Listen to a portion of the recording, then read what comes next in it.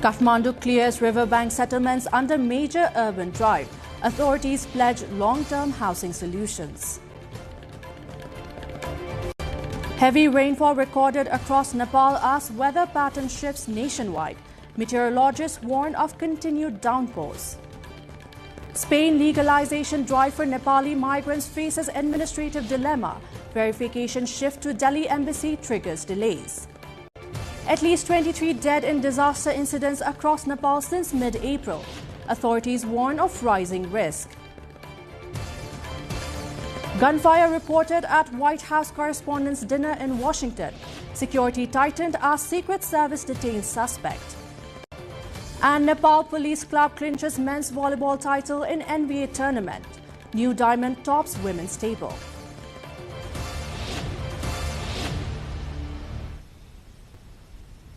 Good evening, I'm Vijata Bhandari and this is NTV World Primetime News. We're coming to you live from Kathmandu at 1900 hours Nepal time. Elsewhere, it is 13:15 in London, 20:15 in Tokyo, and just after midnight in Sydney. Now let's have a look at the news in detail. Kathmandu, the capital of Nepal, has launched a large-scale demolition drive targeting informal settlements along riverbanks and public land. The government says the operation aims to reduce long-standing risk faced by residents living in flood-prone and unsanitary conditions. Authorities have cleared areas including major corridors along the Bagmati and Manohara rivers, displacing hundreds of families. The affected residents are being relocated to temporary shelters and government-designated safe housing, with priority assistance for vulnerable groups such as children, the elderly and pregnant women. Sabika Shrestha brings more. This is the scene on the aftermath of the government's demolition drive at a river bank in Nepal's federal capital, Kathmandu. Broken huts, home appliances and kitchenwares and the dust. In fact, some of the individuals who had been residing in those illegal settlements are seen busy selling the remains to scraps.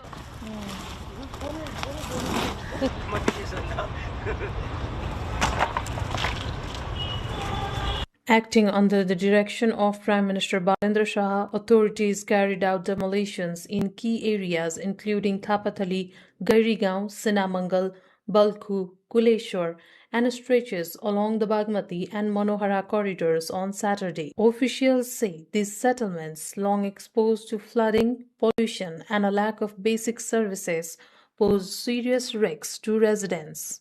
Displaced families have been moved to temporary shelters and designated safe apartments, with the government providing food, transport, and emergency support. Vulnerable groups, including the elderly, sick, pregnant women, and children, were transported in metropolitan vehicles with police assistance to ensure immediate care and safety. A registration and verification process is underway at sites such as Dasarath Stadium to identify genuinely landless households who will be relocated to government-managed housing in the coming weeks. Authorities maintain the move is aimed at long-term rehabilitation and safer living rather than displacement. सरकारले कुनै ठाउँमा यस्तो कामहरु गर्नु पर्यो भनेदेखि ultimate दिएर 15 दिन सूचना दिएर 7 दिन सूचना दिएर त्यही पनि भनि ल 3 दिनमा त बाँकी छ तपाईहरुको भनेर अनि त्यसपछि त्यो गरिबहरु बसेका ठाउँमा उनीहरुले कोठा खोट्नु पाउँछ उनीहरु अलिकति आफ्नो व्यवस्था गर्न सकिन्छ आफ्नो व्यवस्थातिर लाग्न जान सक्छ यस्तो भाता हुनु पर्ने थिएन तर त्यो नगरिकन नै सरकारले हामीलाई भाता मंग गरिदिनु भएको छ तर यस्तो नहोस् भन्ने चाहिँ चाहन्छु म त गरिब दुखीलाई चाहिँ यसरी अब सधैँ दुख नहोस् भनेर चाहिँ उहाँले केही न केही गर्नुभयो राम्रैको लागि गर्नुभयो नराम्रो भन्न मिल्दैन हैन उहाँले नि केही न केही सोचेरै गर्नुभयो होला भन्ने अब आश छ हैन. The issue of squatter settlements has lingered for years, often triggering protests whenever eviction efforts surfaced. However, officials say the current drive, led by a younger, reform-focused administration, signals a more coordinated push toward durable housing solutions and urban order, with assurances that no affected family will be left without support. Sabika Shrestha with camera person Rasila Shrestha reporting for NTV World. Heavy rainfall has been recorded recorded in several districts across Nepal as weather conditions shift under the influence of western and local wind systems. According to the Department of Hydrology and Meteorology, significant rainfall was measured in Lamjung, Rolpa, Putan and Kavri-Palanchok over the past 12 hours. Meteorologists say the increased rainfall is expected to continue, bringing relief from recent heat waves in parts of the country. Forecasts indicate generally cloudy conditions in hilly and mountainous regions of Koshi, Madhesh, Bagmati and Gandaki provinces, with chances of moderate to heavy snowfall and thunderstorms in several areas. Meanwhile, hot day conditions may still persist in some Tarai regions of Lumbini and Sudur Pashchim provinces, despite the widespread weather activity.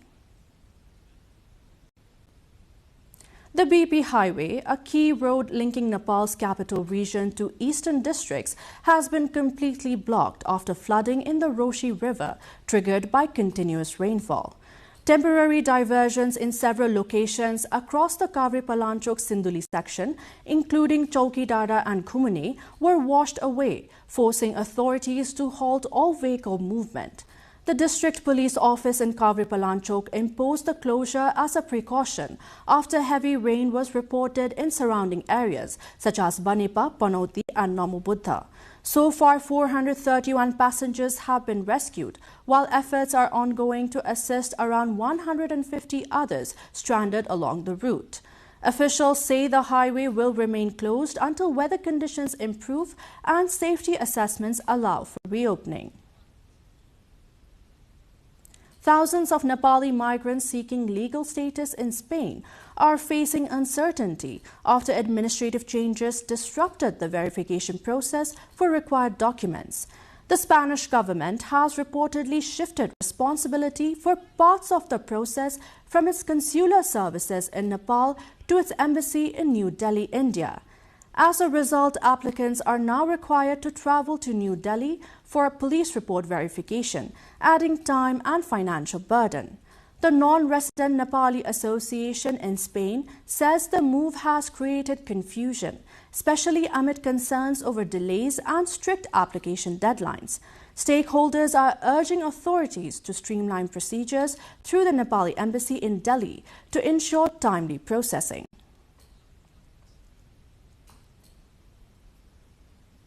Time now for a short break. We shall be back with more updates.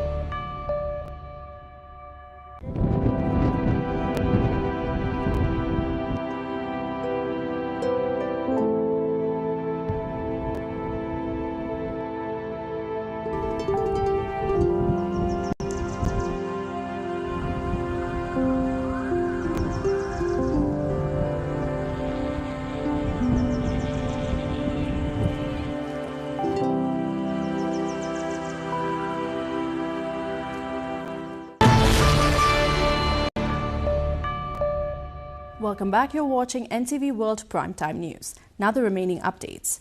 World Intellectual Property Day is being observed today across various countries, highlighting the importance of protecting innovation, creativity and original ideas. The day, marked annually on April 26 since 2000, was initiated by the World Intellectual Property Organization, which is a United Nations body that promotes global cooperation on intellectual property systems. Intellectual property includes creations such as copyrights, patents, trademarks, and industrial designs that safeguard the rights of creators and innovators. Experts say the protection of intellectual property has become more challenging in the digital age due to the rising cases of online piracy, duplication, and unauthorized use. In Nepal, stakeholders are calling for stronger laws, better enforcement, and greater public awareness to improve the protection of intellectual property rights. Tourist arrivals in Shailong and Kalinchok, two major destinations in Nepal's Dolakha district, have surged sharply in recent weeks. Local authorities report that more than 200,000 visitors traveled to the area in the first week of Baisakh alone, marking the highest weekly turnout since the COVID-19 pandemic. The increase is being linked to the government's decision to introduce a two-day weekend, encouraging longer domestic travel and overnight stays. Hoteliers say tourism activity, which had remained sluggish for years, is now steadily returning to normal levels, with rising demand for accommodation in the region. Industry operators in the hills report around 1,500 daily visitors to Shailong, with up to 600 staying overnight in local hotels and lodges. The traditional wooden vessel known as teki, used for churning curd into butter, holds deep cultural and historical significance in Nepal's Bagdung district. However, local artisans say the occupation of making these handcrafted wooden pots is rapidly declining due to the falling demand. Each vessel, which can take up to a week to produce, costs between 1,200 and 18,000 rupees, depending on its size. But annual earnings for craftsmen have dropped to as low as 20,000 to 30,000 rupees. Many livestock farmers have now shifted to metal and electric alternatives, further reducing the market for traditional wooden products. Despite being considered healthier and more effective for curd preparation, artisans fear the craft may disappear without intervention and support. At least 12 passengers were injured when an electric microbus traveling from Kathmandu to Pokhara overturned in the Galchi-Gajuri section of the Prithvi Highway. The vehicle reportedly lost control and flipped in the middle of the road under rainy conditions. Injured passengers are receiving treatment at Gajuri Hospital, and authorities say none of them are in life-threatening condition. Police suspect the accident may have been caused by overspeeding on a wet road, while the driver claims a technical malfunction led to steering failure. An investigation is underway to determine the exact cause of the incident. At least 23 people have died in 422 disaster-related incidents recorded across Nepal since the mid-April, according to the National Disaster Risk Reduction and Management Authority. The authority also reports that 73 people have been injured in incidents recorded between April 14 and 25. The disasters include 217 fire incidents, 14 lightning strikes, and 29 storm-related events spread across 27 districts. Officials say 32 additional incidents occurred within a 24-hour period, indicating ongoing vulnerability linked to pre-monsoon weather conditions. Authorities have urged the public to remain alert, noting that hot weather and unstable atmospheric systems are increasing the risk of further disasters.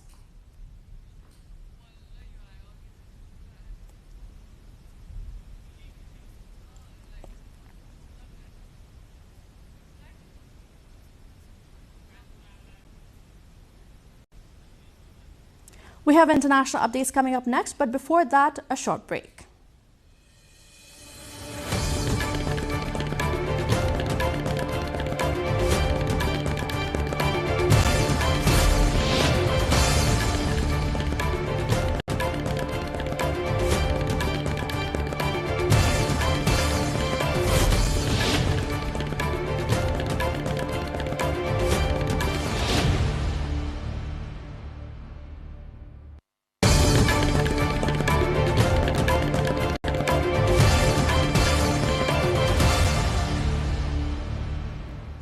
U.S. President Donald Trump was rushed to safety after gunshots were fired at the White House Correspondents' Dinner.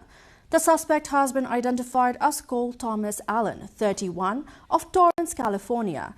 According to U.S. media report, he is expected to be formally charged in court on Monday. The suspect was taken into custody by the Secret Service. One Secret Service officer was shot at very close range, but was saved by his bulletproof vest, Trump says after returning to the White House. Police have said earlier that the suspect's motive remains unknown. Law enforcement has been searching an address in Torrance, California, believed to be linked to the suspected gunman.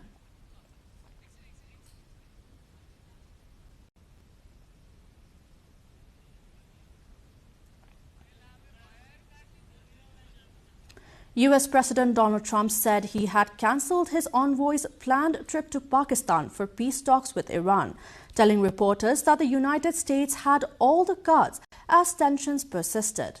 He added that the United States would proceed on its own terms and that the other side could initiate contact when ready, reiterating that Washington held the advantage. Whoever runs the show, they don't know. They are fighting with each other. There's tremendous infighting. They're probably fighting for leadership. In many cases, I think they're fighting not to be the leader because we knocked out 2 levels of leaders. But I'll deal with whoever we have to. But there's no reason to wait 2 days, have people traveling for 16, 17 hours. And we're not doing it that way. We'll do it. When they want, they can call me. We have all the cards. We've won everything. We have all the cards. Mali's government claims to have thwarted several complex and coordinated attacks which targeted cities across the country, including Bamako, Kati and Kidal, leaving at least 16 civilians and soldiers injured.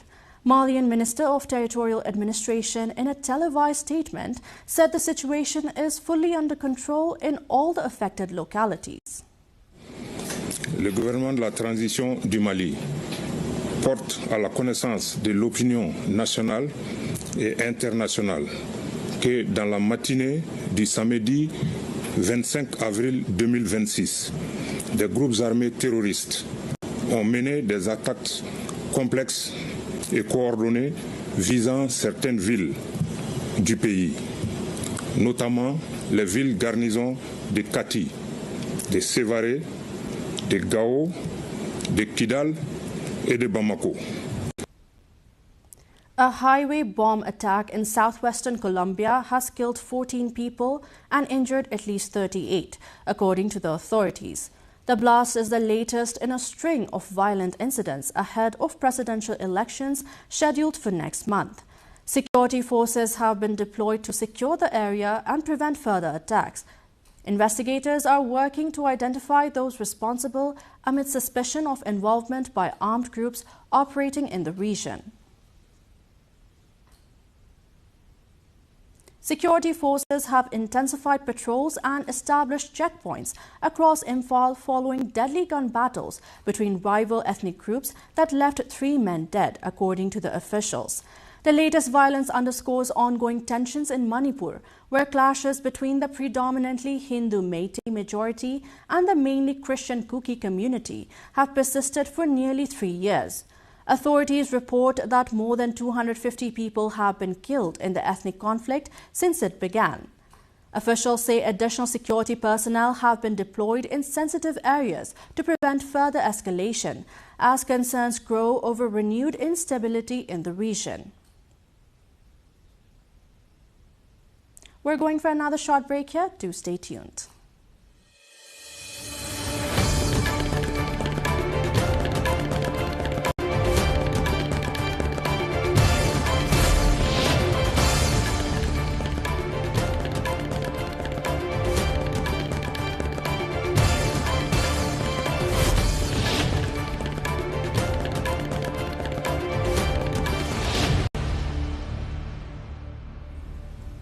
China's top diplomat Wang Yi said Beijing will firmly support Myanmar in safeguarding its national sovereignty and security in a meeting with junta chief turned president Min Aung Hlaing.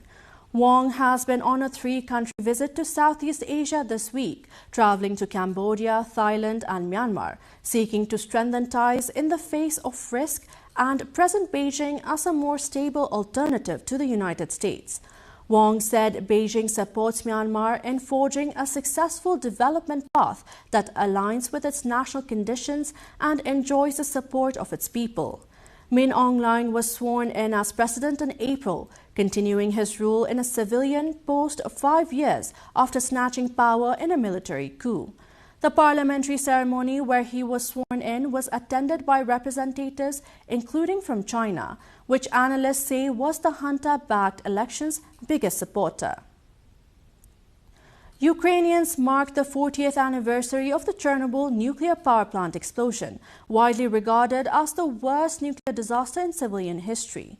Commemorations were held in the town square of Slavutich, a city established in 1986 to house people displaced by the catastrophe, located about 120 kilometers north of Kyiv.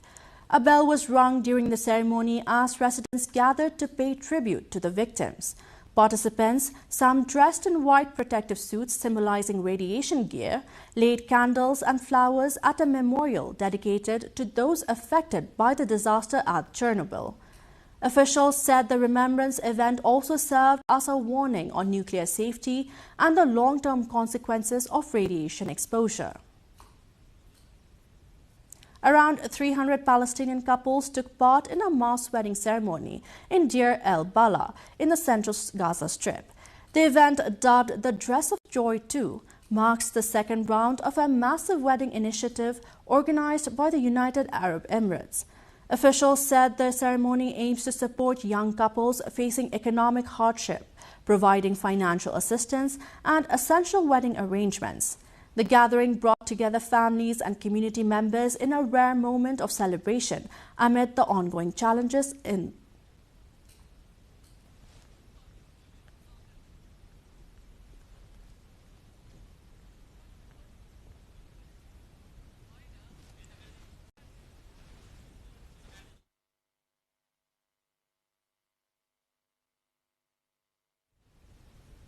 Cherry trees are blooming for a second time in parks across Munich after an unusually mild spell of weather, according to local authorities. The rare phenomenon follows several weeks of above-average temperatures in the Bavarian capital, prompting spring blossoms to reappear well outside the typical flowering period. Officials say the unexpected bloom has been observed in multiple public parks and green spaces across the city. Tourists and residents have gathered to admire the pale pink flowers, even as experts note that such irregular blooming cycles may be linked to shifting seasonal patterns. Meteorologists say the prolonged warmth in southern Germany has created conditions conducive to the second flowering, though they caution it could affect plant health later in the year.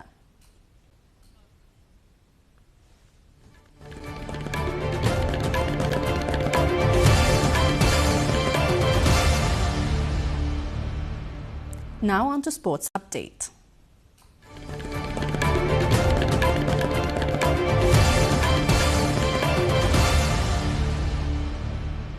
Nepal Police Club has secured the men's team title for the third consecutive time in the ongoing NVA volleyball tournament at the National Sports Council Covered Hall in Tripureshwar.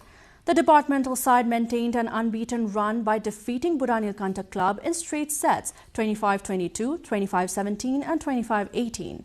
In another men's match, Rukum Pashchim Volleyball Club continued its strong form, defeating Khilji Youth Club in straight sets and extending its winning streak to 3 matches. In the women's category, New Diamond Youth Sports Club delivered a dominant performance to defeat Tribhuvan Army Club 3-0. With 3 consecutive wins and 9 points, New Diamond currently leads the women's points table.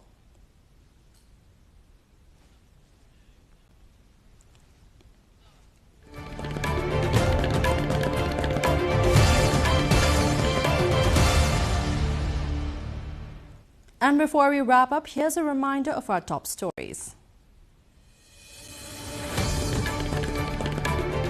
Kathmandu clears riverbank settlements under major urban drive. Authorities pledge long-term housing solutions. Heavy rainfall recorded across Nepal as weather pattern shifts nationwide. Meteorologists warn of continued downpours. Spain legalization drive for Nepali migrants faces administrative dilemma. Verification shift to Delhi embassy triggers delays. At least 23 dead in disaster incidents across Nepal since mid-April. Authorities warn of rising risk. Gunfire reported at White House Correspondents' Dinner in Washington. Security tightened as Secret Service detains suspect. And Nepal Police Club clinches men's volleyball title in NVA tournament. New diamond tops women's table.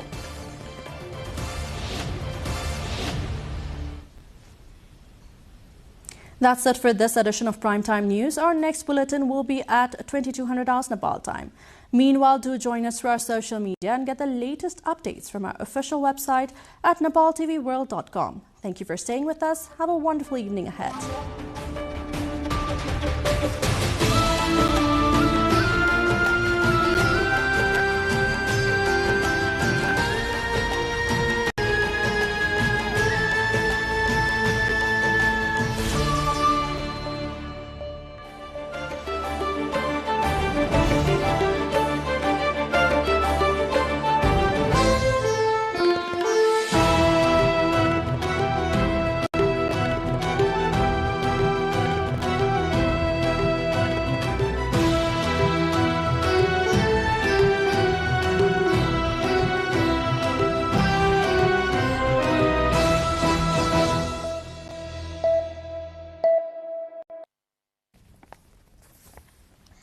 Welcome to the studios of NTV World in Kathmandu.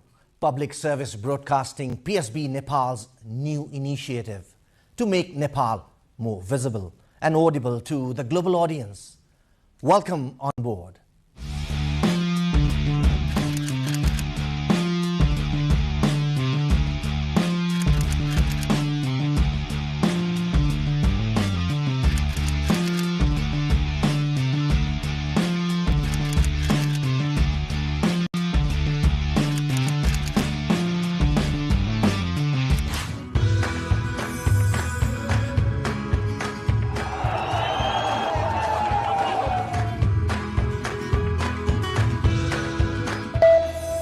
This is NTV World. Facts that speak, insights that matter. Telling the stories of a changing planet. NTV World, Nepal's perspective to the world. Exploring the heartbeat of Nepali creativity. This is NTV World. The power of story shaped by technology. NTV World. Unearthing Nepal's hidden heritage. Discovering the timeless Nepal. Telling stories that endure across centuries. Where culture breathes, stories bloom. When the world moves, we make a sense of it. NTV World. Taste of Nepal. Every recipe, every flavor tells the story. Journalism in the digital age. Fast, focused, verified. Stories hold power. Stories reflecting life. Stories of the hinterlands. Reporting for NTV World. This is NTV World. Welcome to News Hour. This is NTV World. Welcome to Primetime News. One story at a time. Crossing borders, connecting voices, where Nepal meets the world in dialogue. This is NTV World, Nepal's perspective to the world. Voices that connect Nepal to the world, bringing perspective, region and relevance to every story. NTV World, Nepal's perspective to the world. Stand by. Mic is on. 3, 2, 1, cue. We are NTV World.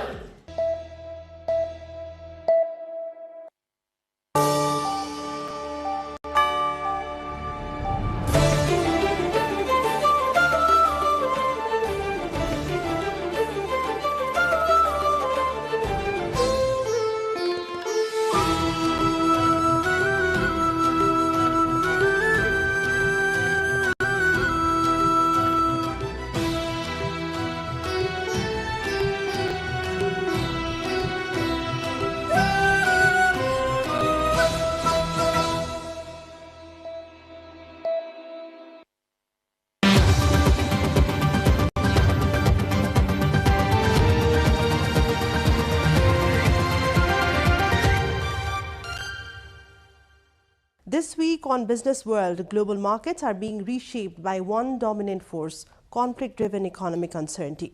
From rising inflation risk in Europe to tightening energy supplies and shifting trade alliances, the ripple effects are being felt across industries and continents. I am Siksha Bhattrai, and here is a weekly roundup of the biggest stories shaping the global business, technology and economic landscape. Europe's economic outlook is weakening as inflationary pressures return to the forefront. The IMF warns ongoing geopolitical tensions could significantly drag down growth across the Eurozone. The outlook underscores how deeply global conflict is feeding into the inflation, investment uncertainty and slowing recovery.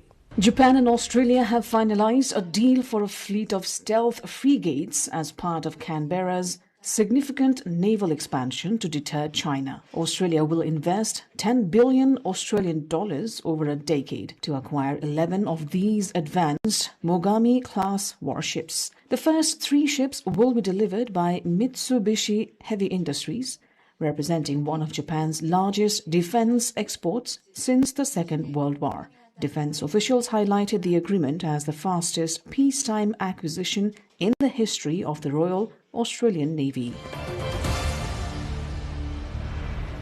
Europe entered 2026 with downgraded growth expectations and higher inflation due to destabilizing economic effects of the war in the Middle East. International Monetary Fund has warned the conflict could shave up to 1.7 percentage points of the euro area GDP if conditions worsen significantly.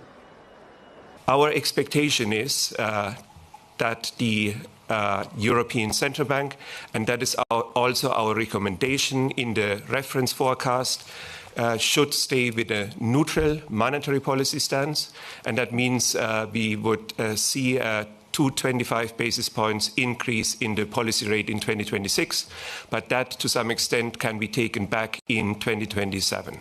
Of course, there's uncertainty on this, and we need to see over the next few months what scenario we are in, but that's the recommendation we have if the reference forecast would materialize. In a direct response to these risks, Europe is moving to secure its energy supply chain. The European Commission is rolling out emergency measures as fuel costs surge and supply routes face disruption.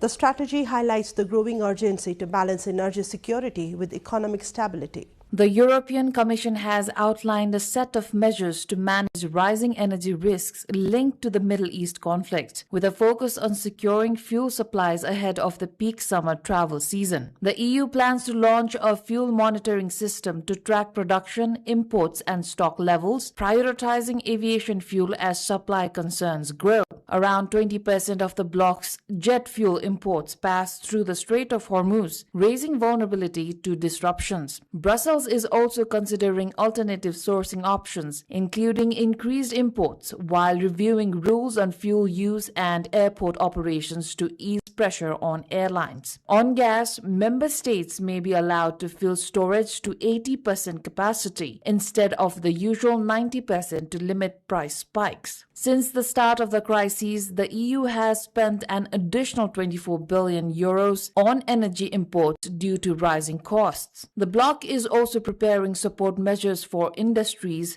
agriculture and fisheries, alongside a fertilizer strategy and a broader push to accelerate renewable energy and electrification.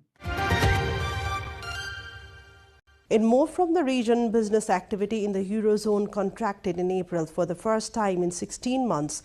This has been driven by rising energy costs and supply chain disruptions linked to the ongoing conflict in the Middle East. Business activity in Eurozone contracted in April for the first time in 16 months, driven by rising energy costs and supply chain disruptions linked to the ongoing conflict in the Middle East. The downturn reflects mounting pressure on the region's economy as higher energy prices weigh on production and logistics, while continued instability in global supply chains hampers business operations across multiple sectors. It is said that contraction underscores the Eurozone's vulnerability to external shocks, with geopolitical tensions adding fresh strain to an already fragile economic recovery. The slowdown has raised concerns among policymakers about the pace of growth in the coming months, particularly as inflationary pressures remain uneven across member states. Economists warn that prolonged disruptions could dampen business confidence and delay investment decisions, potentially weakening the region's broader recovery trajectory. Beyond Europe, countries are accelerating long-term energy investment to manage uncertainty. Turkmenistan and China are expanding one of the world's largest gas fields to secure future supply. The move reflects a broader global shift towards stronger energy partnerships amid volatile markets. Turkmenistan and China officially broke ground on Friday for a major expansion of the Galkanish gas field, the world's second largest natural gas deposit. Former President Gurbanguly Berdimuhamedov and Chinese Vice Premier Deng Xuexiang inaugurated the fourth phase of development at the site located in the Karagum Desert. Since the opening of the Central Asia-China pipeline in 2009, Turkmenistan has exported nearly its entire gas production to China to meet rising demand. The ceremony featured lavish state-sponsored performances and speeches highlighting the deep diplomatic and economic friendship between the two nations. This expansion aims to unlock even more of the country's vast reserves, which currently rank as the fourth largest in the world. At the same time, the global push away from fossil fuels is gaining urgency. More than 50 nations are meeting in Colombia to discuss phasing out hydrocarbons. But the timing highlights a key contradiction as crisis deepened dependence on fossil fuels remains hard to break. More than 50 countries are convening in Colombia this week for the world's first high-level conference dedicated to phasing out fossil fuels as the ongoing Iran war exposes the global economy's continued dependence on coal, oil and gas. Ministers and officials are set to gather in the Caribbean city of Santa Marta from April 24 to 29 against a backdrop of surging energy prices, supply disruptions and heightened geopolitical risk linked to the conflict in the Middle East. The summit, described by organizers as a coalition of the willing, aims to advance political cooperation on transitioning away from fossil fuel after years of stalled progress in United Nations climate negotiations. Despite long-term climate commitments, many countries have reverted to increased fossil fuel use in the short term to secure energy supplies, underscoring the structural challenges of reducing dependence on hydrocarbons during crises. And the impact of energy disruptions is now spilling into essential sectors like agriculture. India's fertilizer production has dropped sharply due to constrained natural gas supplies. This raises broader concerns over food security and rising cost pressures.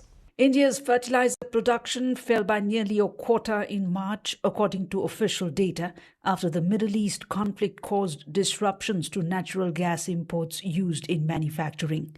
The slump comes after the frequent closure of the Strait of Hormuz, through which a third of the world's fertilizers normally transit. Natural gas is a key input in producing urea, a vital fertilizer for India's agriculture sector, making output sensitive to global energy supply shocks. The Ministry of Commerce said fertilizer output dropped 24.6% in March compared with the same month last year, reversing gains seen in previous months. Authorities said there are currently adequate stocks and that supply sourcing is being diversified across multiple countries.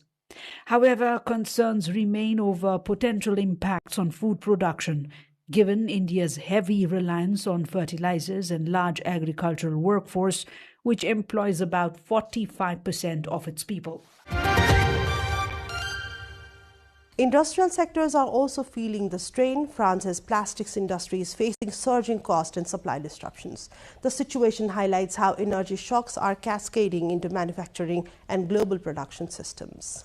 Manufacturers in France's Plastics Valley are struggling with a severe surge in operational costs and critical supply chain disruptions. The Regional Industry Association reports that tensions in petrochemical markets linked to the war in Iran have caused raw material prices to double within weeks. Companies are forced to place orders without guaranteed prices or delivery dates. These supply uncertainties are creating significant strain on production schedules and financial stability for plastics factories across the region. The ongoing conflict continues to destabilize the global energy and material sectors, leaving French manufacturers in a state of high economic vulnerability.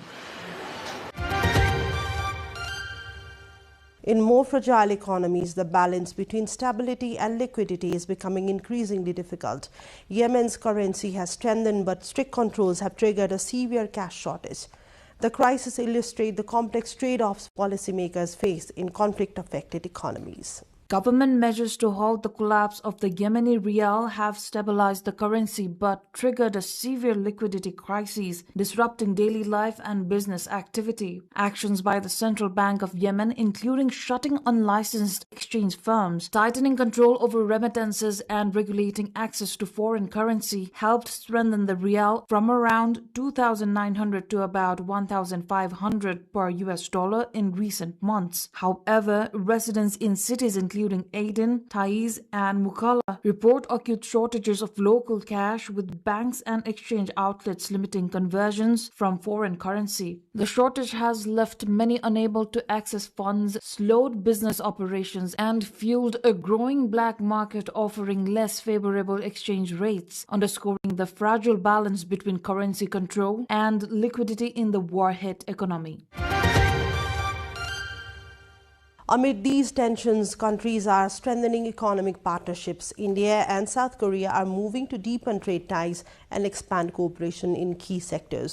The push signals a broader shift towards resilient supply chains and strategic alliances. India and South Korea have agreed to resume negotiations to upgrade their Comprehensive Economic Partnership Agreement (CEPA) as the two sides look to expand trade, strengthen supply chains, and deepen cooperation in critical technologies. Speaking in a joint address with South Korean President Lee Jae-myung, Prime Minister Narendra Modi said both countries are aligned on core values of democracy, mutual respect, and the rule of law, which continue to underpin their partnership. South Korean President said Seoul will seek to raise the level of its economic cooperation with India, signaling a push to broaden and deepen an already expanding partnership between the two countries. The leaders set an ambitious target to raise bilateral trade from the current $27 billion to $50 billion US by 2030, noting that steps taken during the visit would help accelerate progress. An India-Korea Financial Forum has also launched to boost economic engagement and facilitate greater investment flows.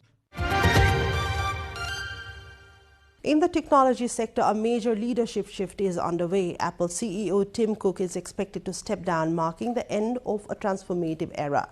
The transition comes as artificial intelligence reshapes the global tech landscape. Apple CEO Tim Cook is expected to step down as the company's chief executive later this year, after 15 years in the role, handing the top job to a company veteran, John Ternus, a senior vice president of hardware engineering. The 65-year-old took over from co-founder Steve Jobs and is credited with significantly expanding Apple's product range and market value. Cook is set to leave the CEO position in September and transition to a role as executive board chairman. Cook is credited with expanding Apple's product line and ramping up the company's value to around $4 trillion based on current share prices. Cook's successor, John Ternus, has been with Apple since 2001 and has played a key role in the company's hardware development over 2 decades. The leadership change comes as Apple navigates rapid shifts in the technology sector driven by artificial intelligence. At the same time, the global race in automation is accelerating. China's robotics industry is rapidly expanding its international footprint. The surge reflects growing demand for efficiency amid rising cost and labor shortages. China's robotics industry is rapidly scaling its global footprint, with eastern Anhui province emerging as a key manufacturing hub after reporting a 30-fold surge in robot production over the past decade, according to local officials. At the center of this growth in Wuhu, home to the country's first national-level robotics industry cluster, where companies are accelerating exports and diversifying products lines to capture rising international demand for automation solutions. Among Among the main players is AI Moga Robotics, which is ramping up overseas shipments of both quadruped and humanoid robots. The company said its products are now exported to more than 30 countries and regions, with bulk deliveries completed in key European markets including the UK, Poland and Italy, a sign executives say of growing commercial maturity. The surge in production and exports comes as global demand for automation accelerates amid labor shortages, rising costs and increased emphasis on operational efficiency, turning robotics into a key battleground in international manufacturing competition. And finally, a story of how global attention can transform a local economy. Wrexham's rise under Hollywood ownership is driving tourism investment and international visibility. A reminder that in today's interconnected world, even a football club can become a powerful economic engine. Wrexham's rapid rise under Hollywood owners Ryan Reynolds and Rob McElhenney has delivered a major economic boost to North Wales, extending far beyond its on-field success. The football club's turnaround from the fifth tier of English football to now battling for promotion to the Premier League after an unprecedented 3 consecutive promotions has driven a surge in international tourism, particularly from North America, which is supported by the global exposure from the Welcome to Wrexham documentary series. Local businesses report sharply higher revenues, with tourism income estimated at around $271 million annually, alongside significant increases in hotel occupancy during match days. Hospitality owners say American and Canadian visitors now make up a substantial share of bookings, with some reporting international guests accounting for most of the weekend demand. The growth has also encouraged new investment in infrastructure, including a planned 7,500 capacity stadium stand that will expand the club's matchday revenue potential. From inflation shocks and energy disruptions to shifting trade alliances and rapid technological change, this week's development highlight how just interconnected the global economy has become. As markets navigate uncertainty, the balance between risk, resilience and opportunity remains at the center of the global business story. That's all for this week's Business World. I'm Siksha Bhattrai. Thank you for watching.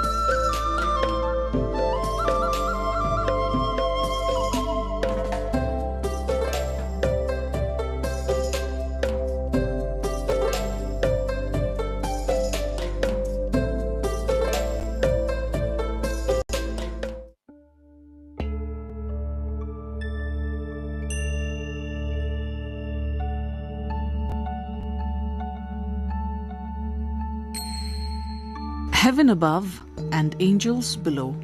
This is the essence of Ruby Valley. Nestled in the northern part of Nepal's Dhading district, Ruby Valley is a hidden jewel surrounded on all sides by majestic mountain ranges. The landscape here is a feast for the eyes. White rhododendron blossoms paint the hillsides and sprawling rice fields shimmer under the sunlight. At about 300 kilometers from Kathmandu, the valley is a serene retreat rich in culture, tradition and natural beauty. Reaching Ruby Valley involves a remarkable trek that starts with a scenic journey from Kathmandu through Nuwakot and Rasuwa, winding towards the base of Ganesh Himal, the towering peak that watches over this land. The trek leads through dense pine and oak forests, terrace farmlands and vibrant local villages like Tipling, home to the Tamang community. These people live in harmony with nature, cultivating crops and raising livestock while keeping their rich traditions alive welcoming visitors with warm hospitality and cultural performances.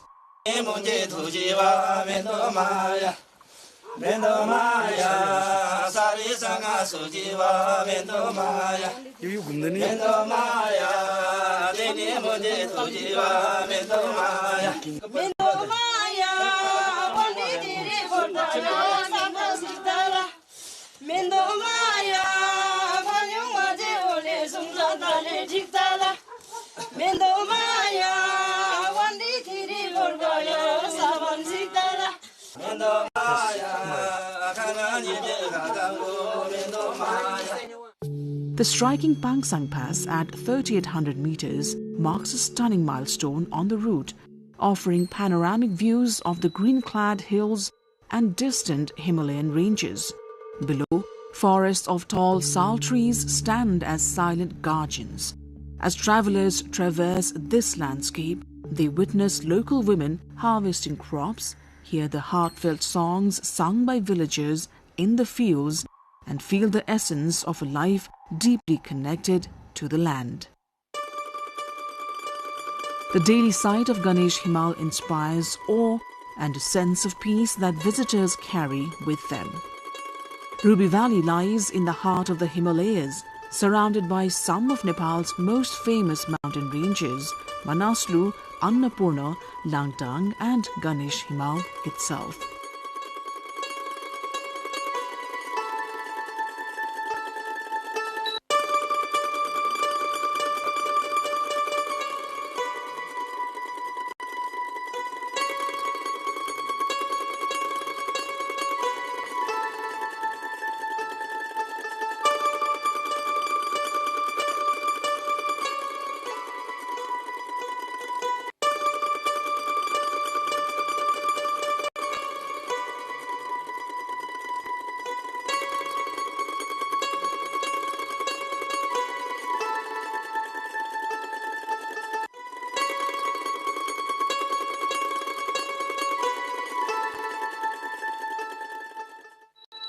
This geographic embrace creates breathtaking scenery at every turn.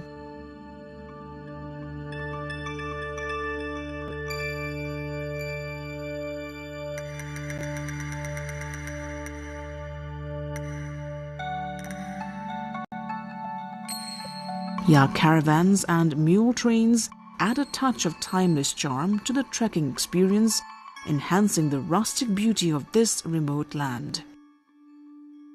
The village of Chalis, nestled in the lap of Ganesh Himal, is a cultural crossroads for the Gurung community.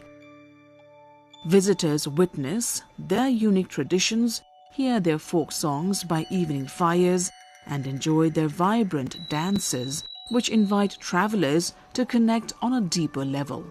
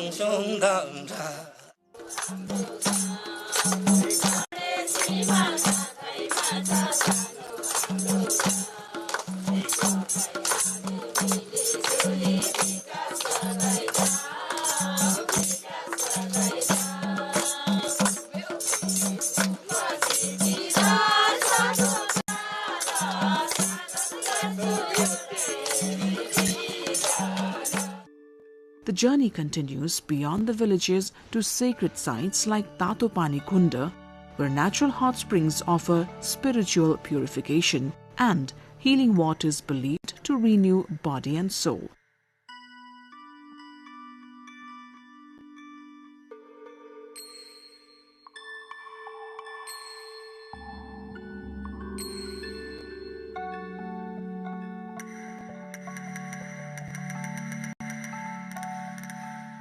From there, hikers embark on a challenging yet rewarding trek to the holy Ganesh Kunda, a glacial pond named after Lord Ganesh.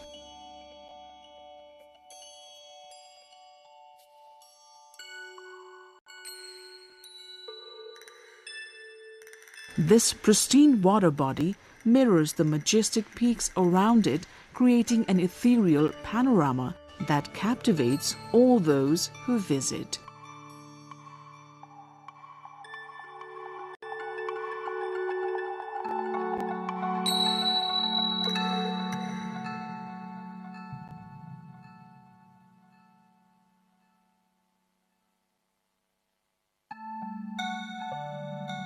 With peaks ascending over 7,400 meters, Ganesh Himal stands as a guardian of this sacred valley.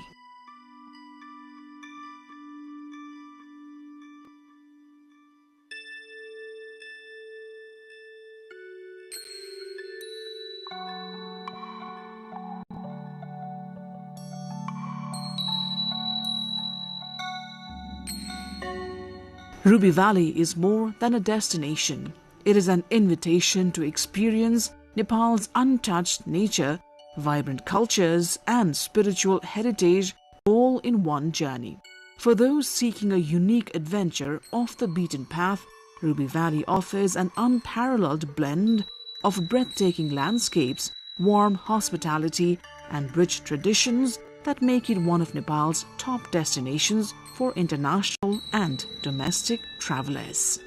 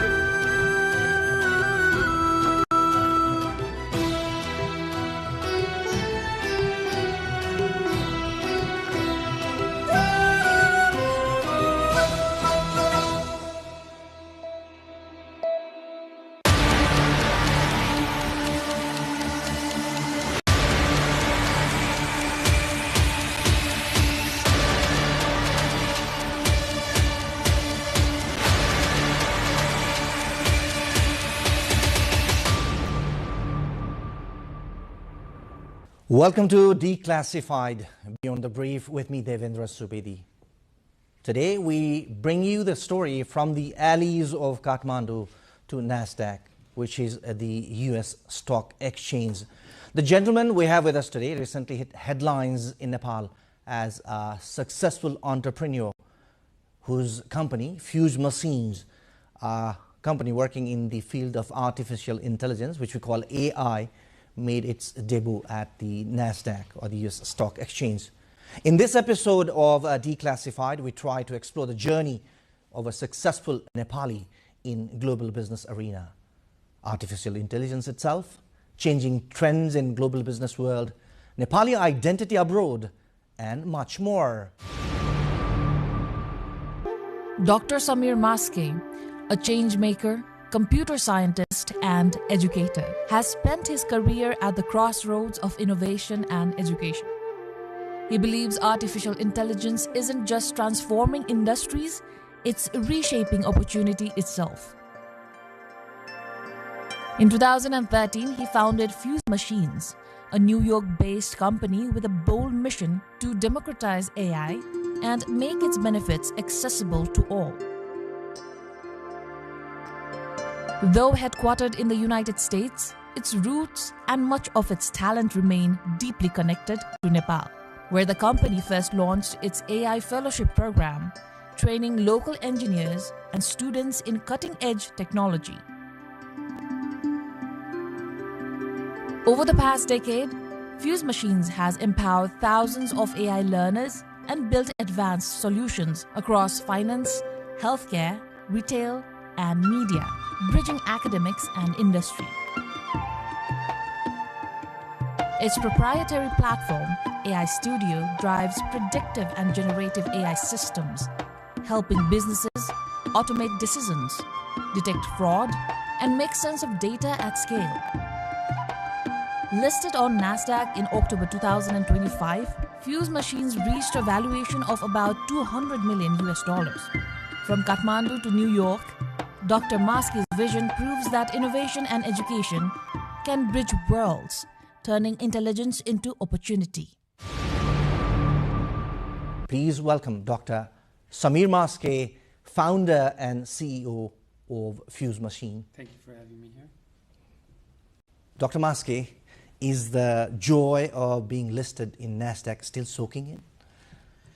Definitely. It was a very long, arduous, hard journey to get listed in NASDAQ, and it's a relief, obviously, and it's slowly sinking in that we're actually now listed in NASDAQ and we're a public company.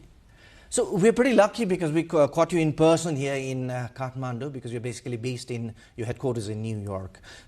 Is it a holiday trip after that success? It's partly holiday trip, partly work.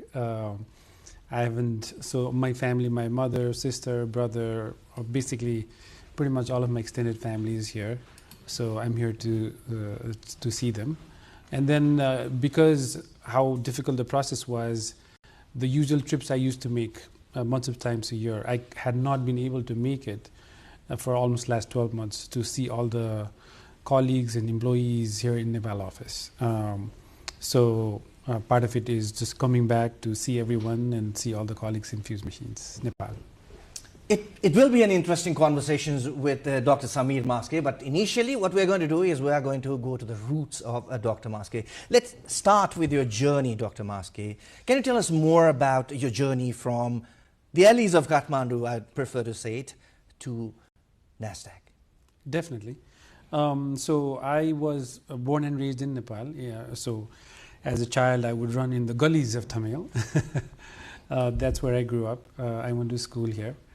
Finished my SLC, it's called ACE now, and the ISC, and now it's mostly plus 10 plus 2 and A-levels and so forth. So I finished my ISC, taking science as a subject. And during my last year, I applied for colleges in the US. I got a scholarship into a few colleges, and that's when my journey to the United States started. Went to the US, to Bates College. It's a small college up in Maine, and studied math and physics. and then went on to do a PhD in AI because I was interested in computer science. I was interested in making machines talk, making machines understand us.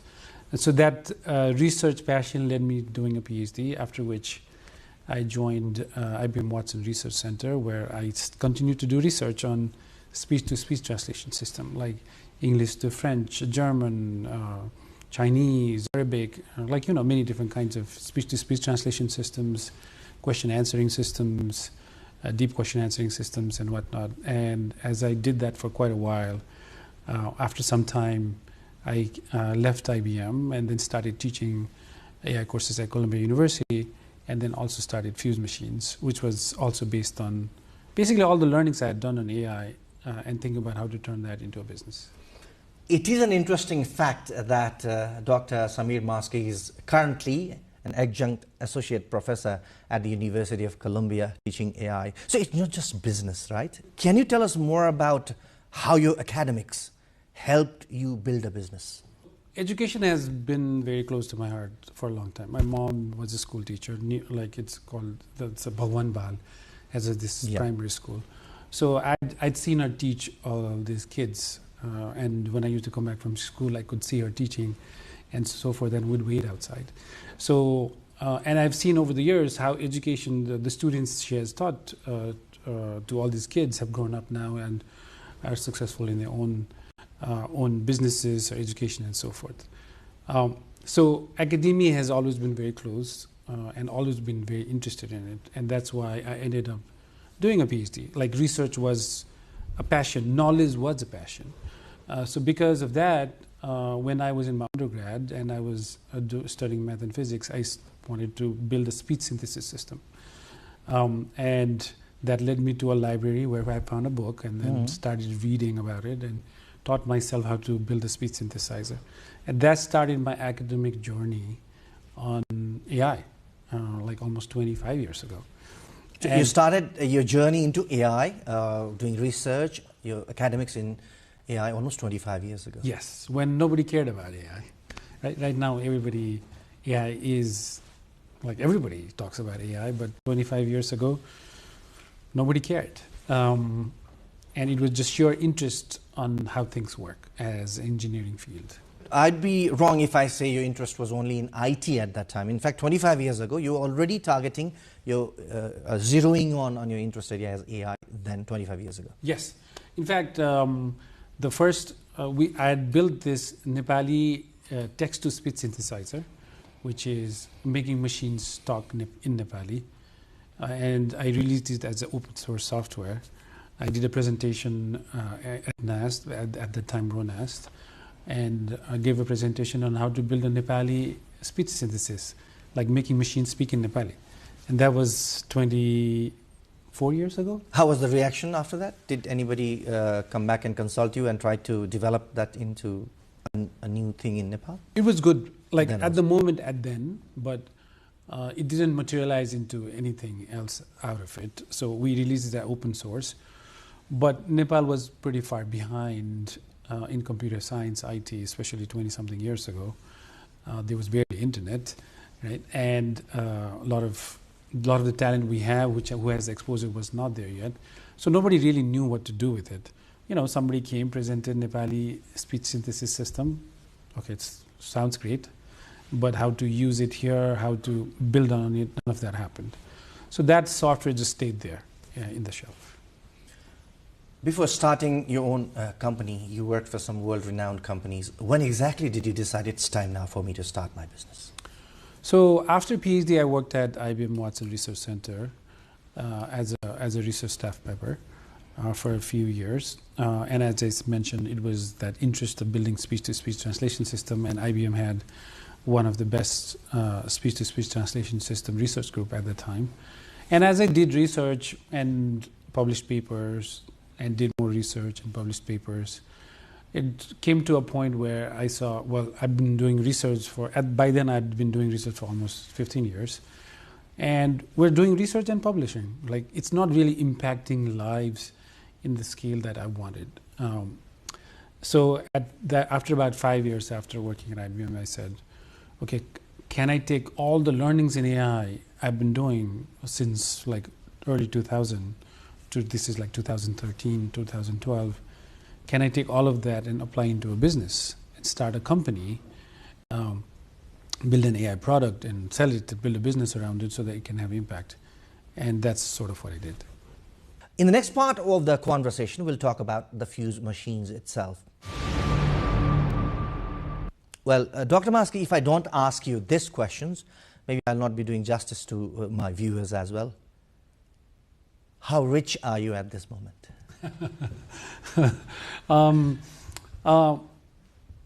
It all depends on how one perceives wealth, right?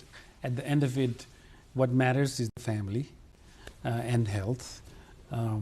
For me, that's the most important thing, the family and being there and making an impact and so forth. The total market cap when it for the deal was 200 million. Post money is 280 million.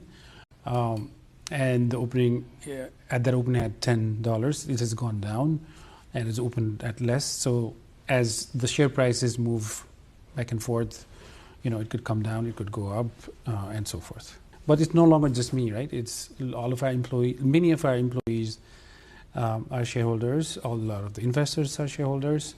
Is it possible for a Nepal-based company to be enlisted globally, like in NASDAQ or in other global share market or stock exchanges? Is it possible? It has to be US-based. I think from legality perspective, at least Nepal laws do not allow a fully Nepali company to be listed in NASDAQ because of some of the old rules and laws around Nepali citizens' rights of owning foreign assets and foreign shares and so forth. If that changes, then definitely so. As of right now, it has to be, at least as of right now, if there are companies that are headquartered in the US and is based in the US, but have, you know, significant presence and have origins in Nepal, they can definitely list in NASDAQ. So you are the first company that was founded by a Nepali person of Nepali origin to be enlisted in NASDAQ. How big is it?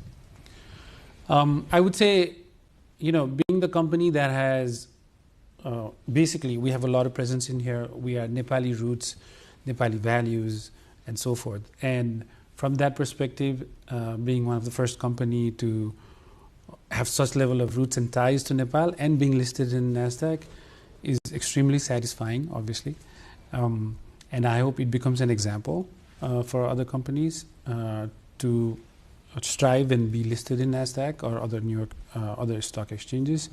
And I hope we are the first among many to do that. What's your next business plan? Like, you are spreading slowly into a global business. You are already in South America, in some of the countries in North America, Canada, US, also Nepal-based, you said. So what's your next plan to promote the business globally?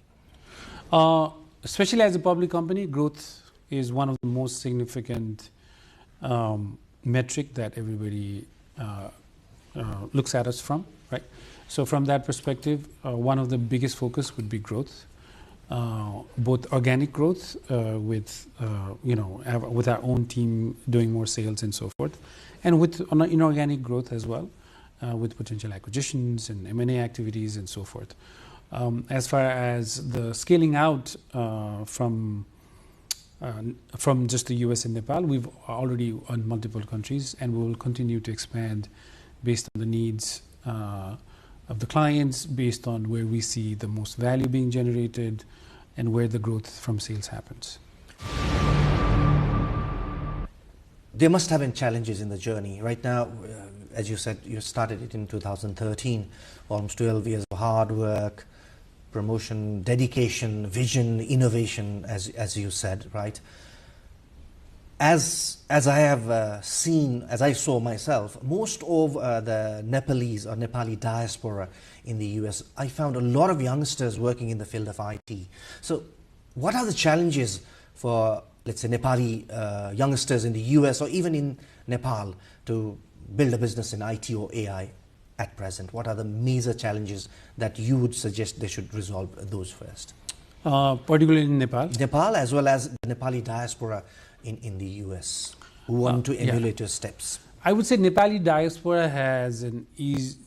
I mean, starting a company is not easy, obviously, but if you look at the challenges, the youth in Nepal, they are faced with more challenges on trying to start a business and scale it.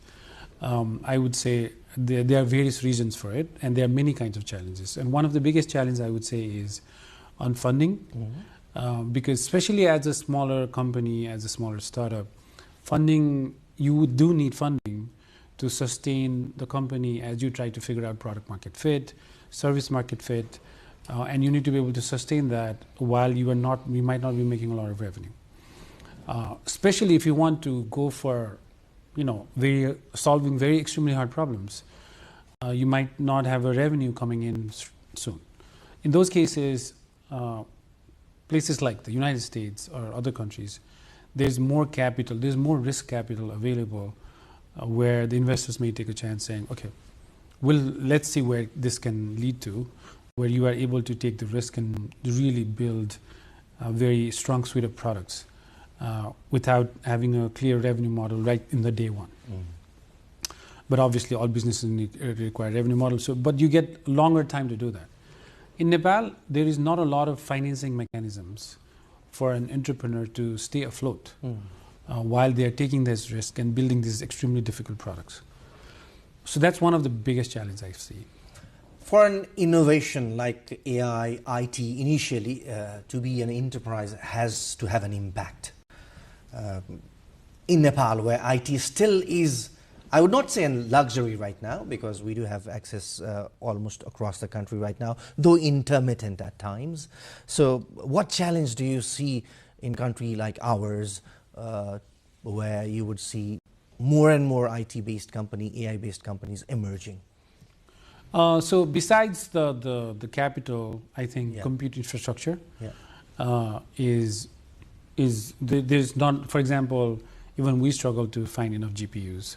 And for AI, you need a lot of GPUs and compute power to build these models, train these models, inference, and do an inference and so forth.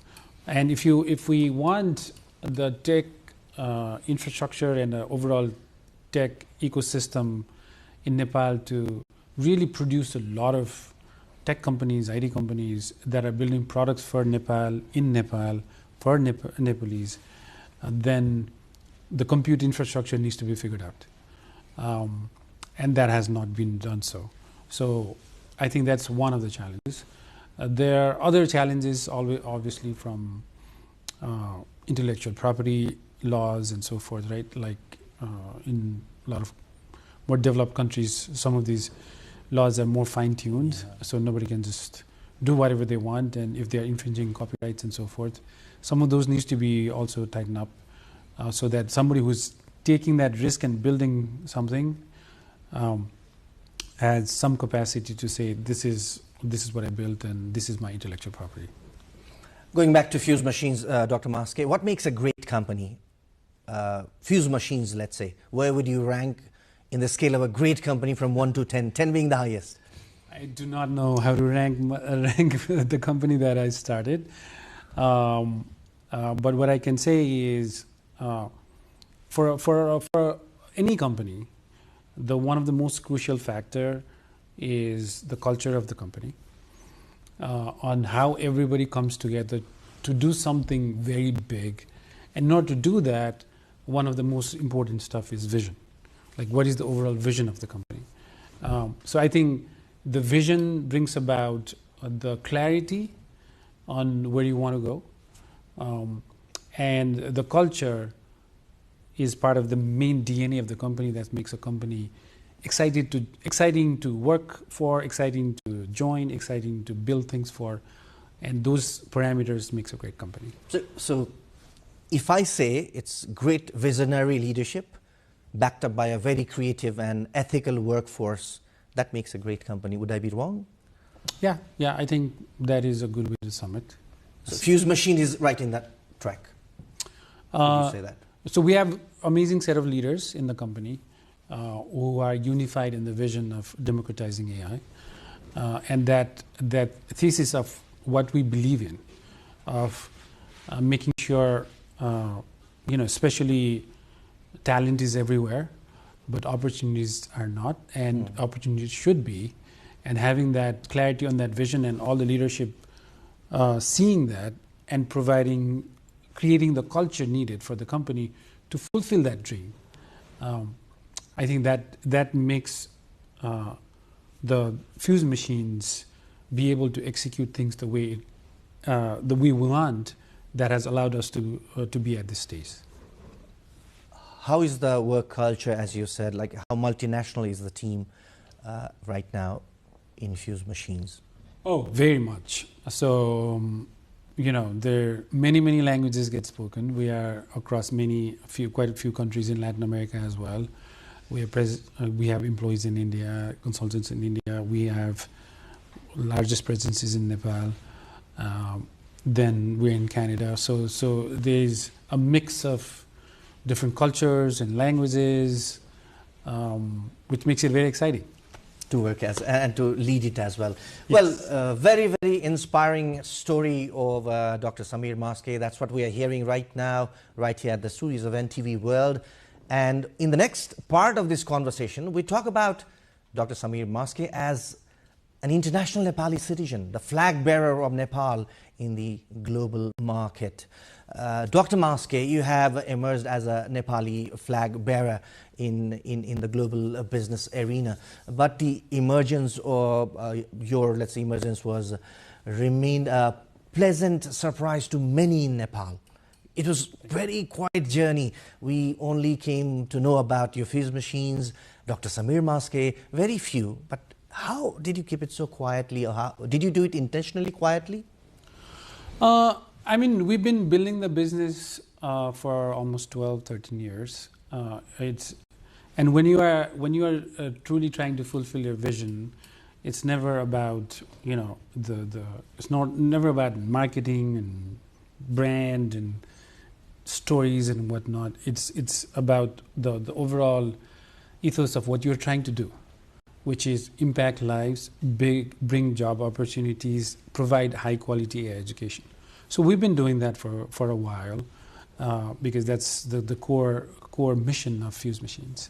And as we have done it, people have heard about some of the fellowship programs we have done. So we started AI Fellowship, Fuse Machines AI Fellowship, almost 7-8 years ago. I took some of my courses and packaged it and then taught it here to a surprisingly amazing results, which allowed us and said, okay, we should take that and make it a full-blown AI fellowship program. And now, especially among young youth who are trying to learn AI, they know the AI fellowship program quite well. Whenever we open the fellowship programs, we get thousands of applicants. So, it's among the community of AI and engineers, people do know about fuse machines, but probably maybe not in a broader Nepal view. Anyway, it has been a very successful journey, but can you define success now? It's a very, let's say, ambiguous question I might be asking, but for you, what is success? How can you define it, relating it to you personally? So, success, the word success could mean different things for different people, right? Depending on the age, depending on where you're at the stage of life and so forth. For a young kid, passing that final exam and getting 100% is the success. For a global world leader, impacting millions of lives is probably a success. So it means different things for different people. If I had to think about that word itself, what comes to my mind is family, being there for them. My wife, my kids, my mother, my sister, brother, and so forth, and being there when they need me, and being able to share the experience as a whole together is a success. Has it changed you a bit, the success that you've achieved in the last few years, especially after, let's say, the enlisting in the US stock exchange? Has it changed you personally? Has your life changed, or it's still the same? No, nothing has changed. It is still the same. There's been a bit of exposure here, and there's been news articles and whatnot, but no, nothing has changed on a day-to-day life. Well, Dr. Maske, being a Nepali citizen originally, Was it difficult or easier for you to work in the US, especially when you were trying to build up a business? US is a melting pot of pretty much all citizens around the world, of all ethnicity, races, and so forth. I went as a very young kid, right after high school, and it didn't make as much of a difference, especially when you are among the students who are all there to study. Nepal definitely has that charm for a lot of people, where they learn about Mount Everest, they learn about the culture here, and so forth. From a perspective of having deep roots and values that have been instilled to me by my mom and the family, has definitely helped. Right, the transparency, truth, ethics. These are like hospitality. These are some of the values that you learn in Nepal when you grow up, and those have definitely helped me in a global world on being able to compete. So your roots have definitely helped you. Absolutely, absolutely. Nepali roots have absolutely helped me.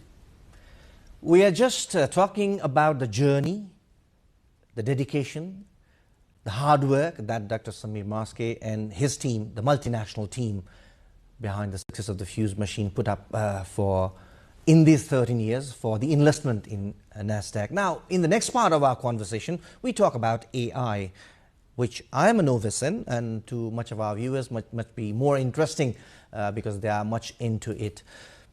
How would you define AI, the artificial intelligence, Dr. Maske, being a practitioner and in fact a person who has built up a business, a very successful one in it? How would you define AI? What exactly is AI? You can think of it as a machine that takes input, does a reasoning on it, and produces an output that is useful for humans. If I were to define it in the simplest form, that's what it would be. That reasoning system that sits in the middle, taking input and producing outputs that's useful for humans. Is it still an evolving technology, or it's at its peak? In the next 5 years, how would it evolve, if it's evolving? It is still very evolving. And the pace of evolution, or the change in AI and the tech behind AI, is unlike I've ever seen before. Right? Like, I did research in question answering system. The natural language processing world has been my life, from PhD to at IBM to teaching, all of that. But over the last 5 years, suddenly everything has changed in AI. A lot of things have changed. So the speed at which AI is changing is extremely rapid, and it will continue to do so. Definitely there is a little bit of overhype where people think, like when I talk to some enterprise C-suite, they think, they may have heard and read and whatnot, and they think everything under the sun can be solved with AI, which is not the case. But it can do a lot at the moment. Where do you see the technology in the next 5 years? So, especially I'm asking you this question because there's a few people like me who don't have much information about AI. We fear as if it is going to replace human intelligence, or even job loss, or let's say loss of privacy. These are some of the issues that we basically fear. So is that a valid fear in us? Some of it could be valid from a perspective of, maybe not in 5 years, but in 10 years, are all the cars going to drive itself, right? And I was just in San Francisco recently, and That's already a reality there. It's already a reality. I ordered a Waymo, which is similar to Uber, but it's a driverless car. A car just came near me, the door opened, I sat inside, and it just took me a route, stopped and opened and got out. There was no driver. So now that tech is evolving very fast, and more cities are producing that. Now that could generate genuine questions to all the people who are making their livelihood based on driving cars or driving, like providing this. Or the Uber service, let's say, to be specific in the US. Now, should they be worried a bit? They are worried, because I had a very interesting conversation with some of the people in LA itself who are in this service. So they were pretty much worried, especially the diaspora, Nepali diaspora, or the people who are relying to that. So that could be a possibility? That could definitely be a possibility. So there are jobs where it could potentially be fully automated. But having said that, I would say AI brings in a lot of augmentation and efficiency gains, which will not necessarily replace the human, but produce a lot more efficient human, almost like a superhuman, where the person will be able to do more jobs in less amount of time. And that efficiency gains could impact overall economic output, which could then generate a lot more new kind of jobs. Like already there is prompt engineering, which does not exist before. AI audit, like auditing AI models, those kind of jobs did not exist. So there are new jobs already being created. So I think that will happen as well. How foolproof is it, Dr. Maske? Can we 100% rely on it? Foolproof as in, will it always be accurate? And I mean, depends on the problem that it is working on. Since you're talking about auditing, for example, so would it be 100% correct in that sense? At least probably, if you try to build an AI audit system at this point, it probably will not. And in many cases, it might never be 100%, because we as humans also make error. Or the people like you would like to leave some space for the humans there as well? No, the thing is, the AI is just learning from humans. And when it's learning from humans, if the training data has certain amount of ambiguity, then it will also not be able to separate out some of those ambiguities, in which case it will make those errors. So in many cases, you will see 95% accuracy or 96%. In some instances, it has gone to 99%. But if you look at enterprise AI being built right now, in many cases, it is actually 90% or less than 90%, right? So there's still a decent amount of progress that we need to do to make AI what I quote unquote foolproof, which is not the case for every instance right now. Well, enlighten me on this particular question, Dr. Maske. People like me who are still a novice, or people like many of our viewers who are pretty much, let's say, a novice in AI, will they be a misfit in near future in the society? Misfit as in?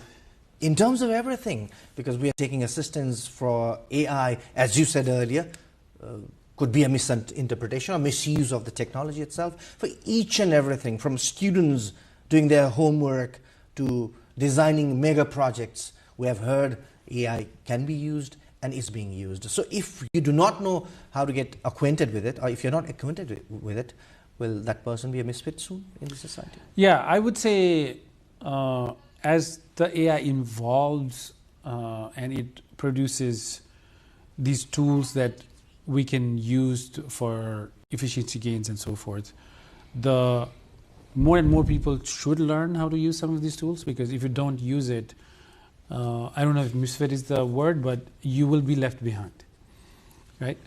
Because somebody else who has a similar job or role and academic credentials, if knows how to be 50% or 100% more efficient because he or she knows how to use the tools, then obviously that person has an advantage. Let's move on to one of the slow company, Fuse Machines.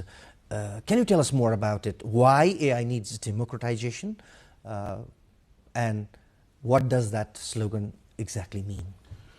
For us, it means providing AI education, high quality AI education in all the underserved countries and communities around the world and in the United States.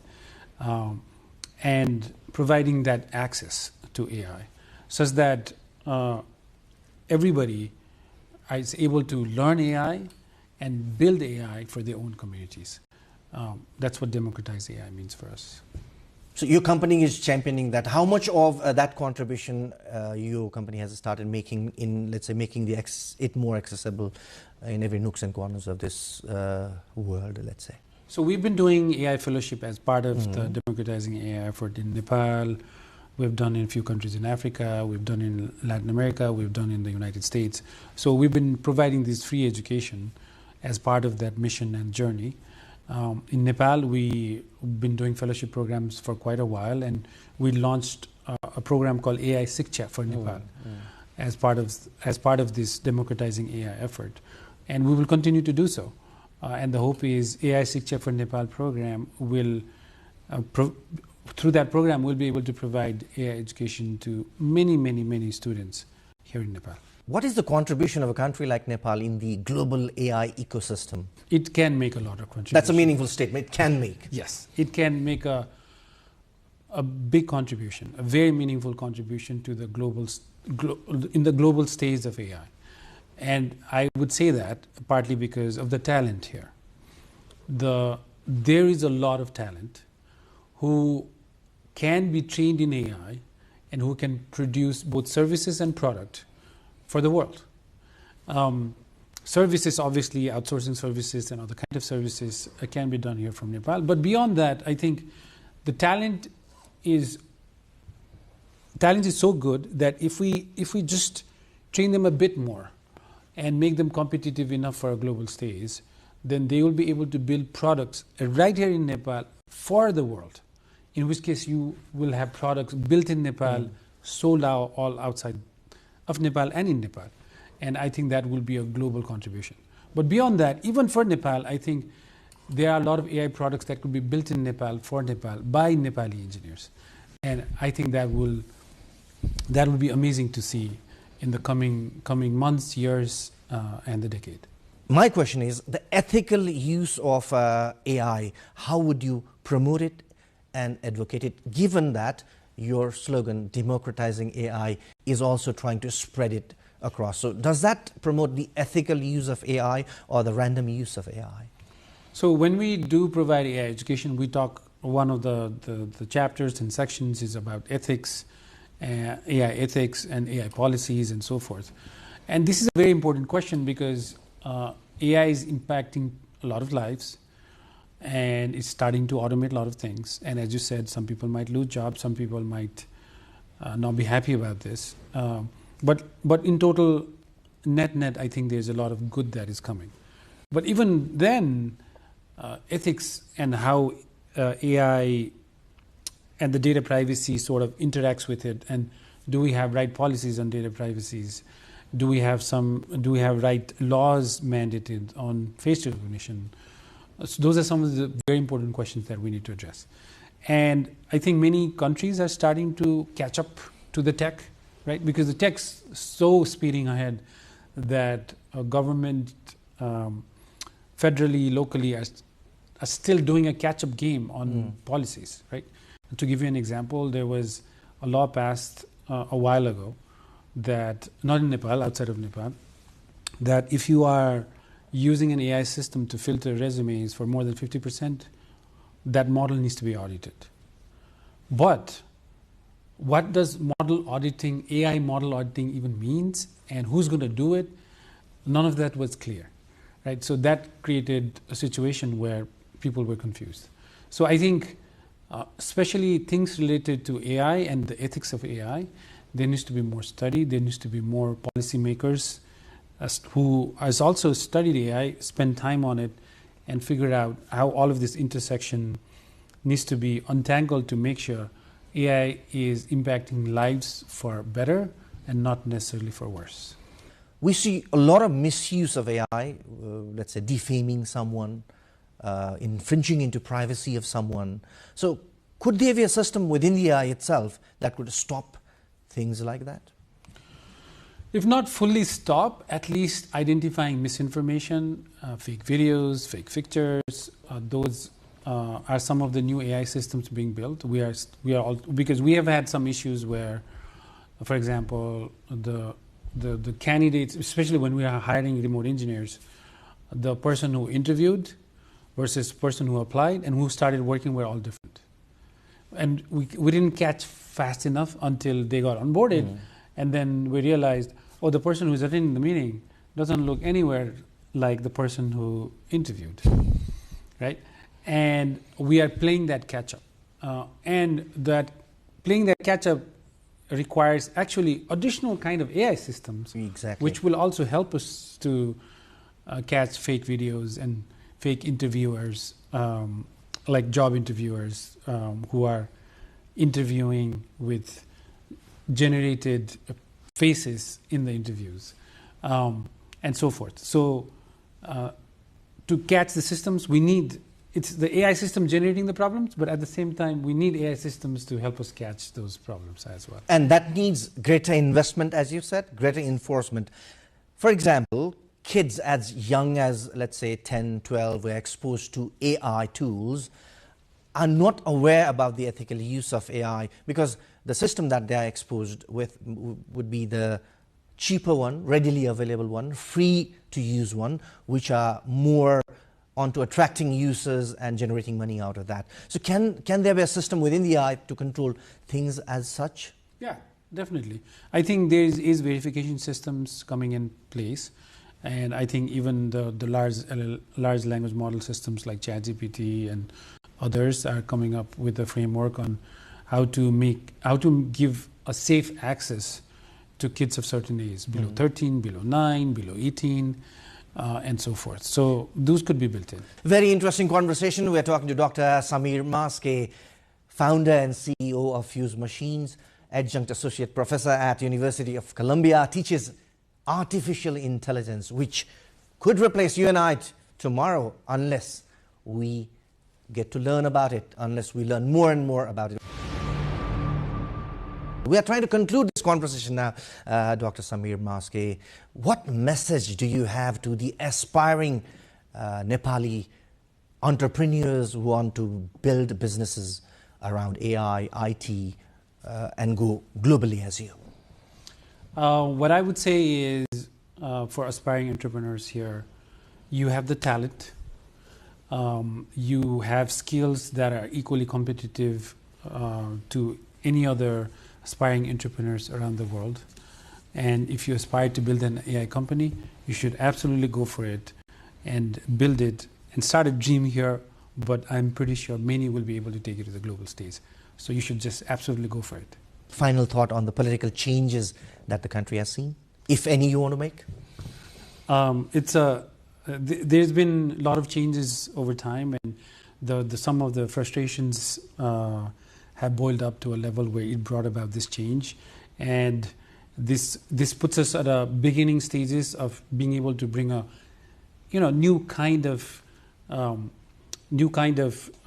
processes, new kind of developments, and a new energy in the youth that hopefully will energize the whole government, and hopefully with the new election coming in, we'll have a new government set up that will work for all Nepali citizens for the greater good of Nepal.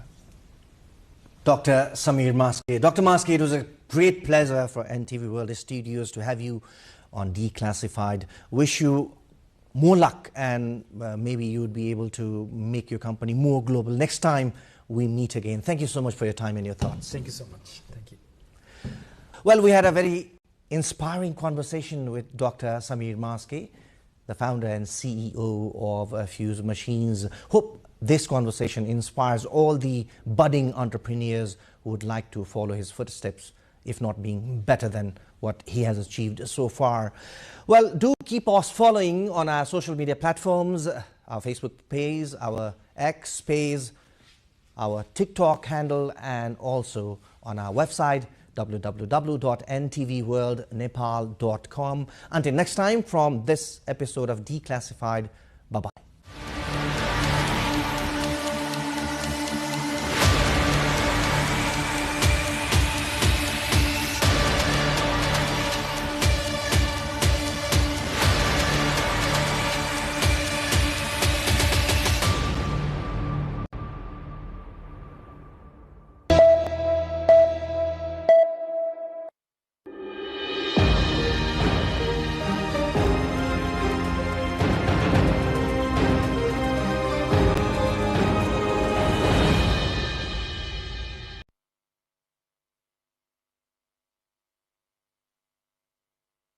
Hello, Saudi Kharka, hello!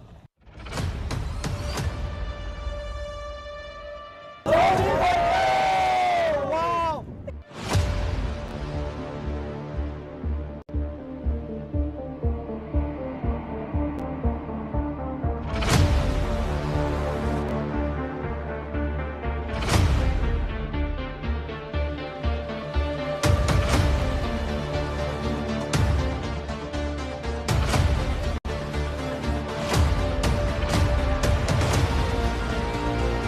एकदमै राम्रो रहेछ refreshed fill भयो त्यो क्योसबाट अलि टाढा आएको जस्तो यहाँसम्मको एउटा केबल कार भइदिए एकदम बेटर हुन्थ्यो जस्तो लाग्छ मलाई माहौल अथवा यहाँको वातावरण यति रमणीय छ कि यसलाई शब्दमा वर्णन गर्न पनि साध्य छैन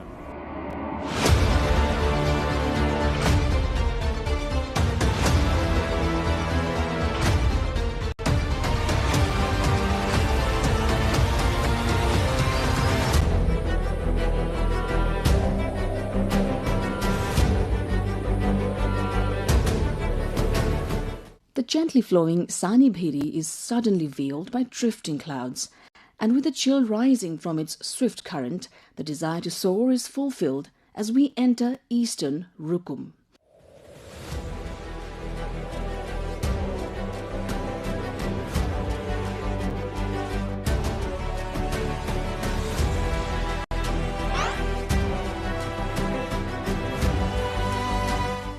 Stone and clay houses stacked upon one another, the white Himalayan peaks, vibrant flower gardens of Bukit Batan, melodious rivers and lakes, and unique authentic arts and culture. All of these make Eastern Rukum a place that captivates every visitor.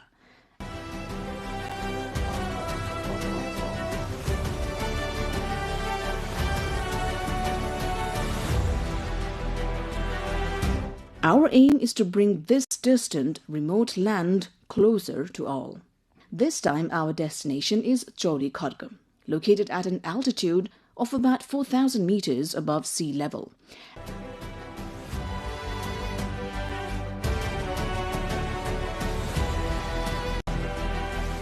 Our trek begins at Bati Halune.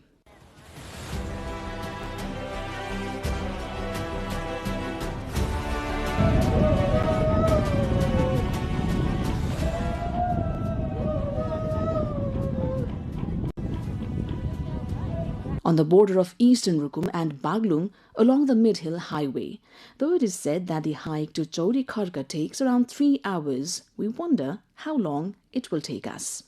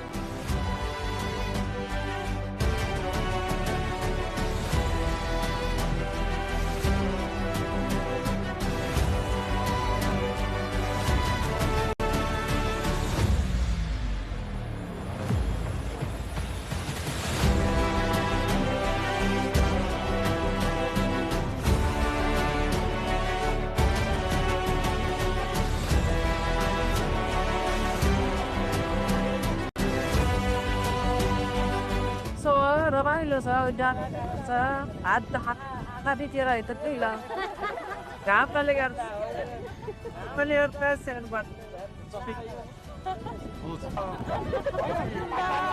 रमाइलो लाग्यो देख्छौँ गर्दा भन्ने यस्तो रमाइलो ठाउँ रहेछ हेर्नु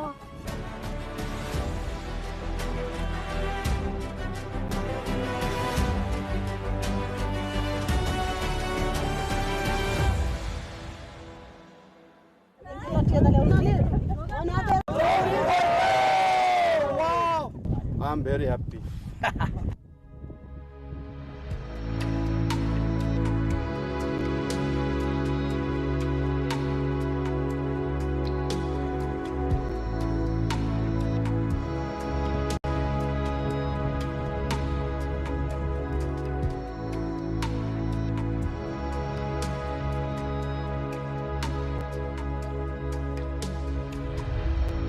हिजो हामीले यस्तो मजाको सिन हेर्न पाइएन अहिले चाहिँ त्यही अब आज हजुर बिहान 5 बजे आएर ल्याएको हिजो बेलुका त पुरै कुहिरो थियो यहाँ त केही देखिदैन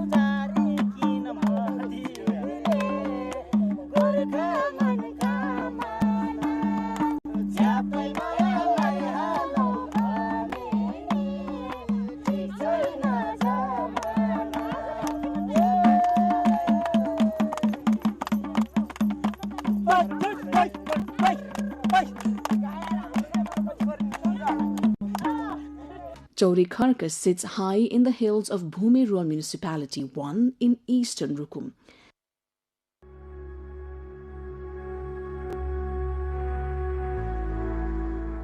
It is truly a rare gift of nature, beyond words to fully describe.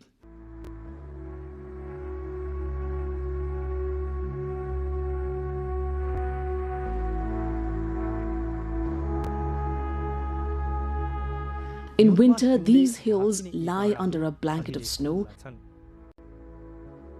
but now they open up in vibrant color. Green pastures, wide grazing lands, blossoming flowers, and herds of yaks, sheep, and horses make Chorikarka a destination of extraordinary delight.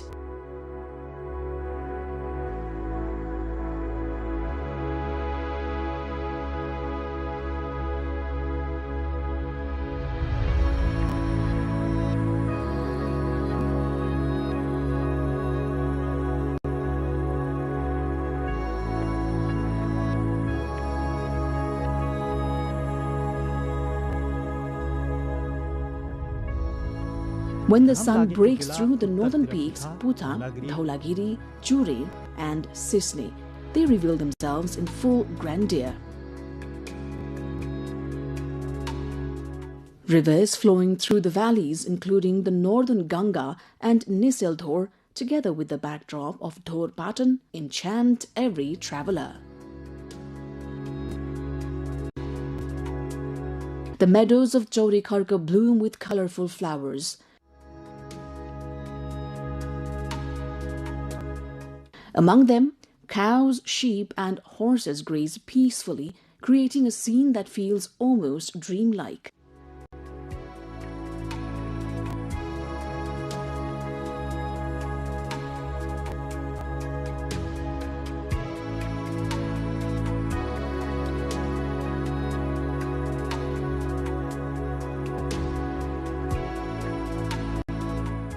Travelers walk along narrow trails, disappearing and reappearing through the mist, immersed in the enchantment of the landscape.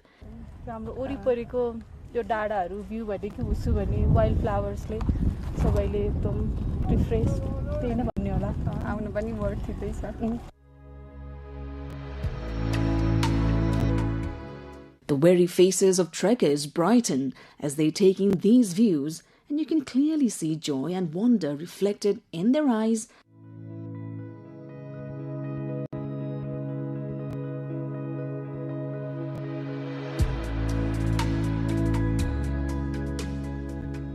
Fatigue melts away into the beauty of nature. Eastern Rukum is blessed with a wealth of natural treasures, mountains, rivers, lakes, caves, and valuable herbs.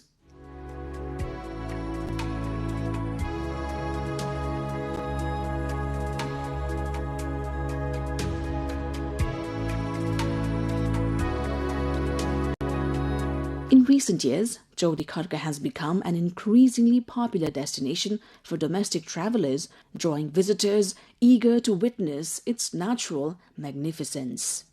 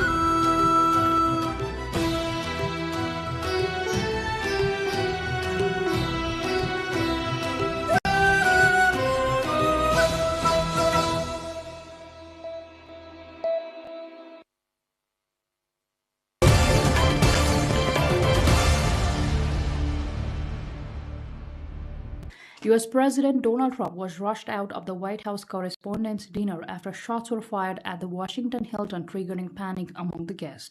A suspect identified as 31-year-old man from California was later apprehended, with Trump describing him as a lone wolf armed with multiple weapons. The suspect was taken into custody by the Secret Service and is expected to be formally charged in court on Monday. A Secret Service official was shot but was protected by a bulletproof vest and is expected to recover. Police said the man will be charged with firearms and assault offenses. Adding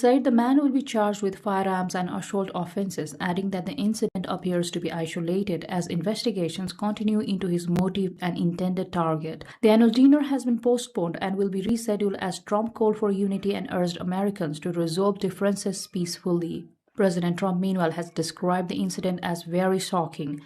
Speaking after the event, Trump said the ballroom venue was very secure and praised the rapid response of security personnel, noting that guards opened fire on the gunman to contain the situation. It's always shocking when something like this happens. Happened to me a little bit, and that never changes.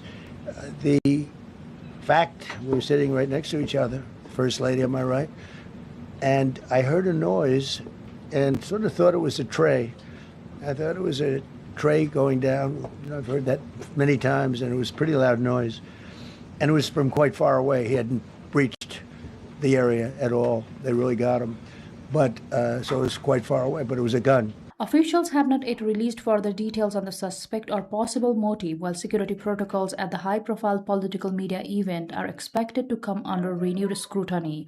Law enforcement has been searching an address in Torrance of California believed to be linked to the suspected gunman.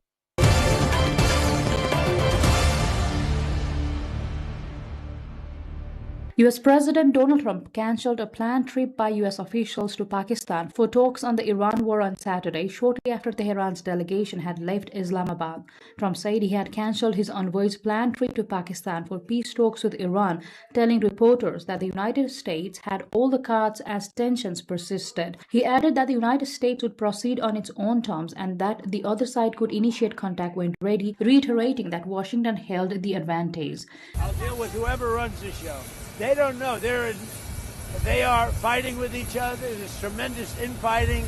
They're probably fighting for leadership. In many cases, I think they're fighting not to be the leader because we knocked out 2 levels of leaders. But I'll deal with whoever we have to. But there's no reason to wait 2 days, have people traveling for 16, 17 hours. And we're not doing it that way. We'll do it. When they want, they can call me. We have all the cards. We've won everything. We have all the cards. Earlier, Iranian Foreign Minister Abbas Araghchi held talks with mediator Pakistan, saying afterwards that he had shared Iran's position on ending the war, but was yet to see whether the U.S. was truly serious about diplomacy. Diplomatic efforts have stalled despite Trump's extension of a ceasefire that had been due to expire on 22nd of April to allow talks to continue. Both sides have been locked in a standoff over the Strait of Hormuz, with Iran restricting passage through the key shipping route in the wake of the U.S.-Israel commencing strikes in February, as well as over Tehran's nuclear ambitions. The U.S. has since increased its naval presence in the strait, through which roughly a fifth of the world's oil supply passes, to block Iranian oil exports. The White House had said the Iranians want to talk when the trip was announced on Friday, but Iran had said there are no plans for a direct meeting.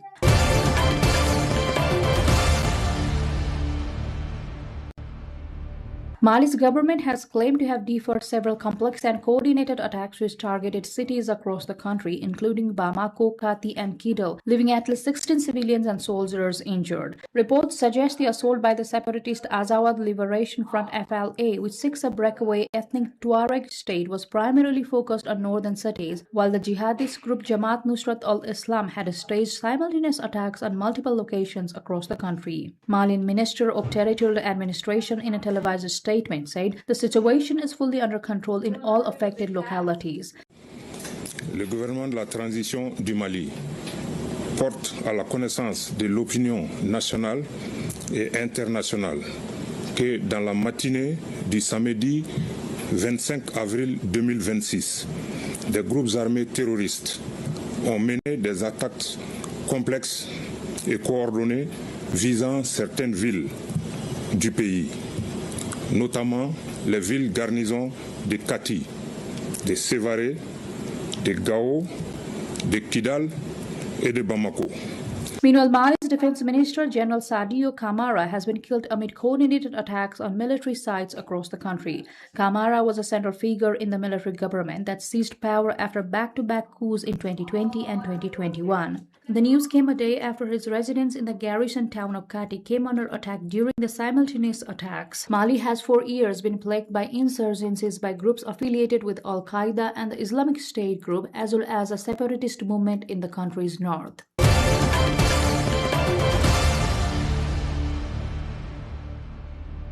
On April 26, 2026, 40 years after the worst nuclear disasters, flowers were laid at the monument to the victims of Chernobyl. Around 50 people attended the event, including liquidators who took part in the aftermath of the 1986 accident. The disaster happened during a late-night safety test on reactor number 4. Due to a combination of flawed reactor design and operator errors, the reactor became unstable and exploded, releasing massive amounts of radioactive material into the atmosphere. The explosion and subsequent fire sent a radioactive cloud across large parts of Europe, contaminating land, water, and air far beyond the immediate area. The liquidators described their roles in the early response and long-term containment efforts. Some were involved in evacuation operations and the transport of materials to the reactor site in the first days after the explosion, later working in shifts on machinery under hazardous conditions. Others were mobilized through military enlistment and served for months in 1986, taking part in the construction of metal structures and the protective sarcophagus. In the immediate aftermath, 2 plant workers died from the explosion, while dozens of emergency responders and firefighters later succumbed to acute radiation sickness. Thousands more people were exposed to dangerous levels of radiation, leading to long-term health issues, including increased rates of cancer. The Chernobyl disaster had far-reaching consequences. It exposed major flaws in nuclear safety practices, led to sweeping reforms in reactor design and international regulations, and significantly impacted public perception of nuclear energy worldwide. Decades later, it remains a powerful reminder of the risks associated with nuclear power when safety systems fail.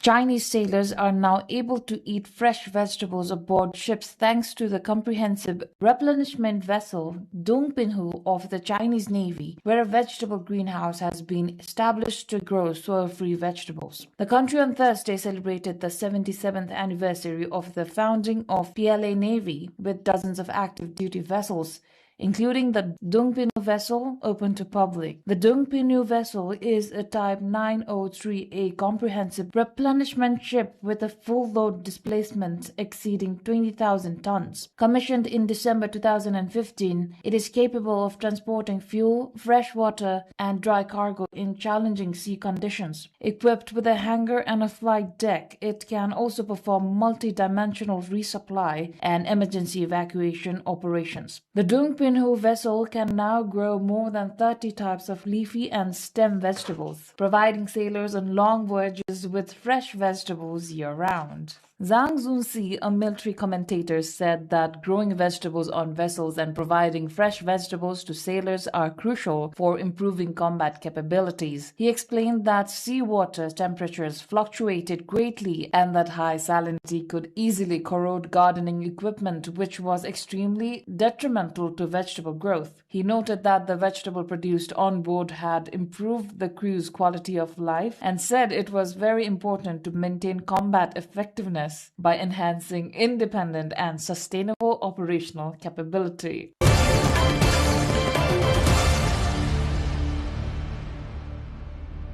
3 Bengal tiger cubs have been born at FLC Zoo Safari Park, Quenon, bringing the total number of tigers at the facility to 11 in a development highlighting ongoing conservation efforts. The cubs, 1 male and 2 females, were delivered on April 5th, each weighing approximately 1.2 kilograms at birth. Zoo authorities said the tigress had been placed under specialized care after early signs of pregnancy were detected, receiving a monitored diet supplemented with essential minerals and vitamins to support a safe delivery. The Bengal tiger, a protected and endangered species, is part of the park's conservation program. With the latest births, the tiger population at the facility has increased from an initial group of 5 adults to 11 individuals over 2 years. Officials say the development reflects sustained efforts in captive breeding and species preservation, with the cubs undergoing daily monitoring, health assessments, and stage-based nutrition and vaccination. FLC Zoo Safari Park, a 130-hectare semi-wildlife facility housing nearly 1,000 animals, also operates as a rescue and rehabilitation center for rare species with a focus on conservation and potential reintroduction into the wild.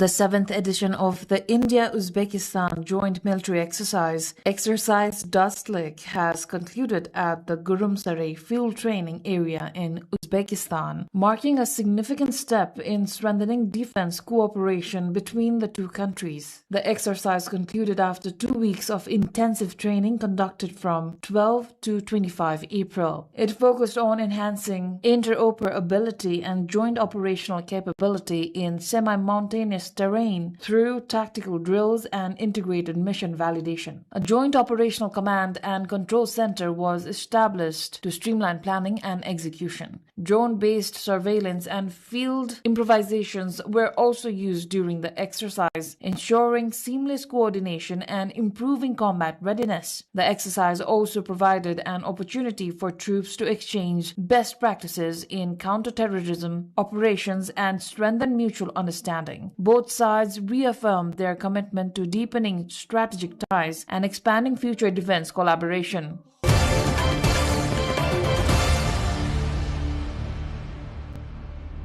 Around 300 Palestinian couples took part in a mass wedding ceremony in Deir el-Balah in the central Gaza Strip. The event, dubbed the Dress of Joy 2, marks the second round of a mass wedding initiative organized by the United Arab Emirates. Officials said the ceremony aims to support young couples facing economic hardship, providing financial assistance and essential wedding arrangements. The gathering brought together families and community members in a rare moment of celebration amid ongoing challenges in the enclave. The ceremony also symbolized resilience and unity among Palestinians living under difficult conditions. Organizers highlighted the importance of fostering hope and stability for the younger generation. Participants expressed gratitude for the support, describing the event as a memorable and uplifting experience.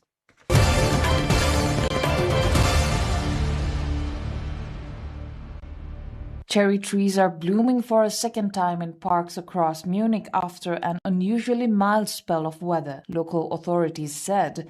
The rare phenomenon follows several weeks of above-average temperatures in the Bavarian capital, prompting spring blossoms to reappear well outside their typical flowering period. Officials say the unexpected bloom has been observed in multiple public parks and green spaces across the city. Tourists and residents have gathered to admire the pale pink flowers, even as experts note that such irregular blooming cycles may be linked to shifting seasonal patterns. Meteorologists say the prolonged warmth in southern Germany has created conditions conducive to the second flowering, though they caution it could affect plant health later in the year. Experts warn that repeated off-season blooming can weaken trees by disrupting their natural growth cycle and reducing energy reserves needed for winter survival. They also note that such events may become more frequent as climate variability continues to influence traditional seasonal patterns. Local authorities are monitoring the situation closely, urging the public to enjoy the display while remaining mindful of the broader environmental implications.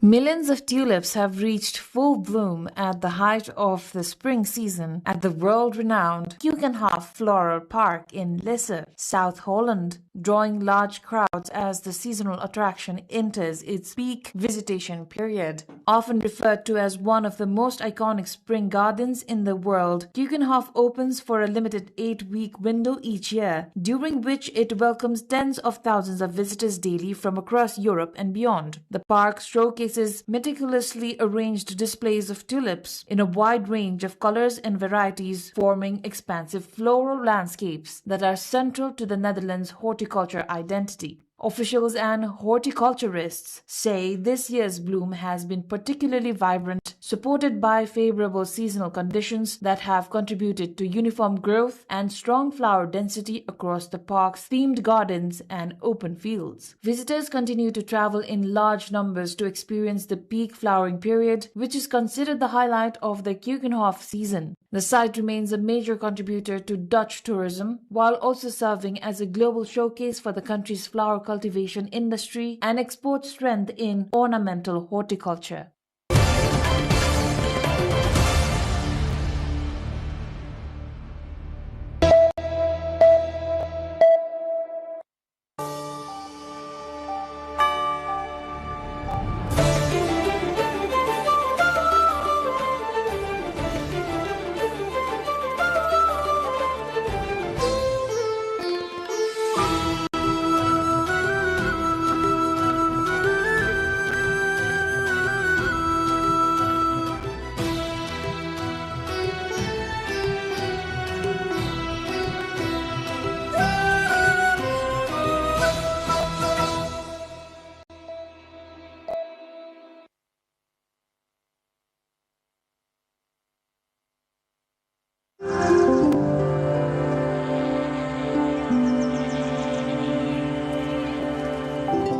Welcome to the new episode of The Hinterlands on NTV World.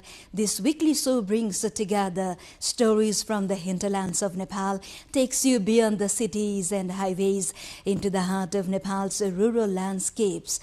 I am Rosina Rai, and we will be leading you into this journey every week. Tonight we begin with a 300-year-old traditional Hanuman dance from Baglung in western Nepal. An interesting fact is that this ancient dance was performed again after a 9-year hiatus. Preserved for centuries by the Newar community, local conservation councils and other stakeholders are now making efforts to propose its inclusion in the UNESCO World Heritage List. A report.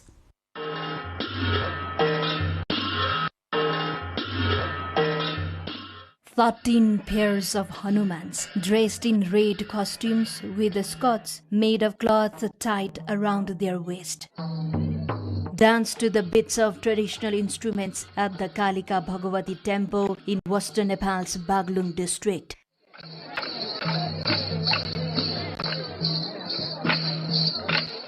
These youths embodying the spirit of brahmacharya, self-restraint and purity, perform as a Hanuman in a centuries-old Hanuman dance. The age-old tradition was revived after a 9-year gap. While dancing, they strictly follow rhythmic patterns. It is a traditional Newar dance on the Ramayana, embodying the courage, discipline and devotion of Lord Hanuman. Locals shared joy as the much-anticipated 300-year-old Hanuman dance was finally showcased in the district once again. Closely tied to Baglung's cultural heritage, the performance is conducted after proper ritual worship within the temple premises. Traditionally, the dance was performed every 3 years, but it was halted for 9 years due to various challenges, including financial constraints and a lack of support from the local government. Hanuman नाच बागलुङको अत्यन्त पुरानो संस्कारको रूपमा संस्कृतिको रूपमा चाहिँ रहेको छ र विशेष गरेर यो नेवारी कल्चरले यसलाई संरक्षण गरेर राखेको छ र यो बागलुङीहरूको एउटा गर्वको विषय पनि हो यसलाई संरक्षण प्रवर्धन गर्नको लागि विश्व सम्पदा सूचीमा यसलाई चाहिँ सूचीकृत गर्नुपर्छ भनेर हामी स्थानीय सरकार पनि यसमा लागि परिरहेका छौं पूजाको हकमा जुन छ पूजा भन्ने कुरा चाहिँ उहाँको आफ्नै चाहिँ मेन पुजारी हुनुहुन्छ र उहाँले नै पूजा दिनुहुन्छ तर परिसर हामीलाई युज गर्छौं यस परिसरमा हामीले चाहिँ हरेक विषयलाई चाहिँ जोड्न सकिन्छ. This sacred Hanuman dance, preserved by the Newar community of western Nepal as one of its oldest cultural traditions, is also being proposed for inclusion in the UNESCO World Heritage List. The records of the history show the dance first introduced in 1740 by Newar migrants from the Kathmandu Valley and has since become a cornerstone of local cultural identity. In recent years, there has been growing concern that tradition may lose their importance due to decline in intergenerational transmission.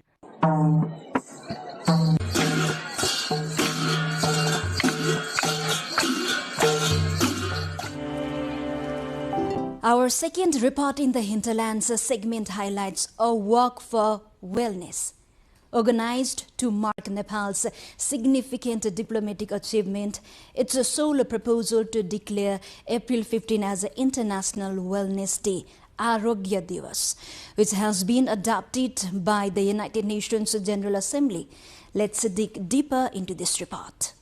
A few days ago, Nepal observed 15th March 2026 as the first International Wellness Day, Arogya Divas, following a resolution officially approved by the United Nations General Assembly.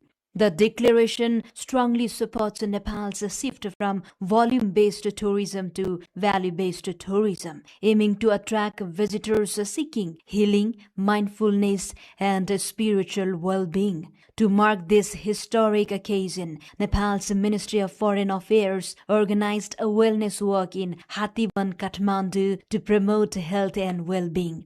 संसारभरिबाट अहिले मानिसहरू आरोग्य खोजिरहेका छन्. त्यो आरोग्य प्राप्तिका लागि नेपाल आउनुस्. हामीसँग छन् त्यसका विधिहरू, त्यसका चाहिँ प्रक्रियाहरू, त्यसका स्थानहरू र त्यो भन्ने हिसाबले हामीले अगाडि सारेका हौं।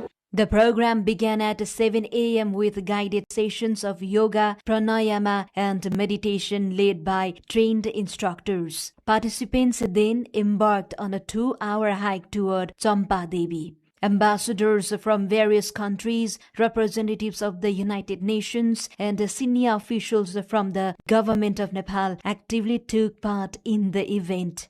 During the hike, participants enjoyed a locally prepared organic meal, the beginning of the global efforts to integrate health, nature, and tourism. Stakeholders noted that the initiative reflects the government's vision of positioning Nepal as a premier global destination for well-being tourism. Beyond diplomatic engagement, the work served as a platform to showcase Nepal's holistic philosophy of wellness to the international community. I think Nepal is a wonderful place to come and visit and experience this beautiful nature, spirituality, the cultural heritage. So I would highly recommend that people come and visit Nepal.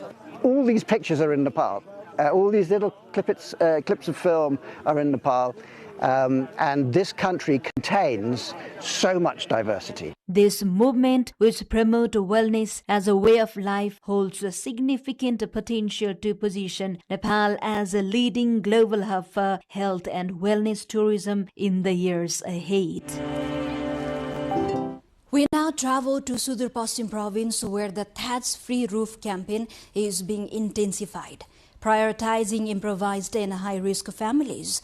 The program aims to ensure safer housing and reduce risks such as house fires by replacing traditional thatched roofs with modern materials. Sarah Sopsanamarai explains more.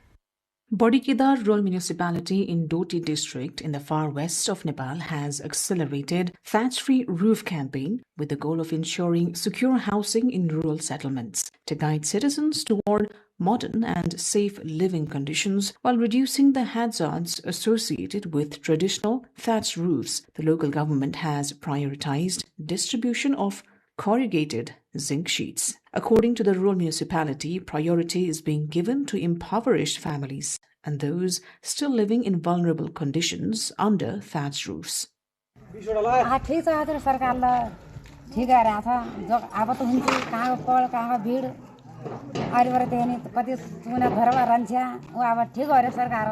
यसमा खर्च दुःख परेको थियो अब सरकारले किनिदिनु सरकारलाई धन्यवाद छ ठिकै खर काट्ने खर लगाउनु छाउनु धेरै दुःख हुन्थ्यो त्यो धेरै सुविधा गरिदियो हाम्रो सरकारले भन्नु. The rural municipality has said primary goal of this campaign is to build safe housing as thatched roofs are highly vulnerable to natural disasters such as fires, heavy rains and windstorms. So far, approximately 300 households have been provided with zinc sheets. The vice chairperson of the rural municipality says there are plans to further expand this campaign in the coming days. धेरै महिलाहरु दिदीबहिनीहरुलाई सारै समस्या भएको कारणले यो खरले जसको घरमा चाहिँ खरले छाना छाएका छन् उहाँहरुलाई चाहिँ यो कार्यबोझ घटाउनको लागि जस्ता पत्ता वितरण गर्ने भन्ने कार्यक्रम चाहिँ हामीले निर्वाचित हुने बित्तिकै चाहिँ हामीले त्यो कार्यक्रम राख्यौं र अहिलेसम्म समग्रमा चाहिँ हामीले 300 जना जति घरधुरीलाई चाहिँ जस्ता पत्ता वितरण गरिसकेका छौं र यो पाला चाहिँ हामीले 152 जना जति The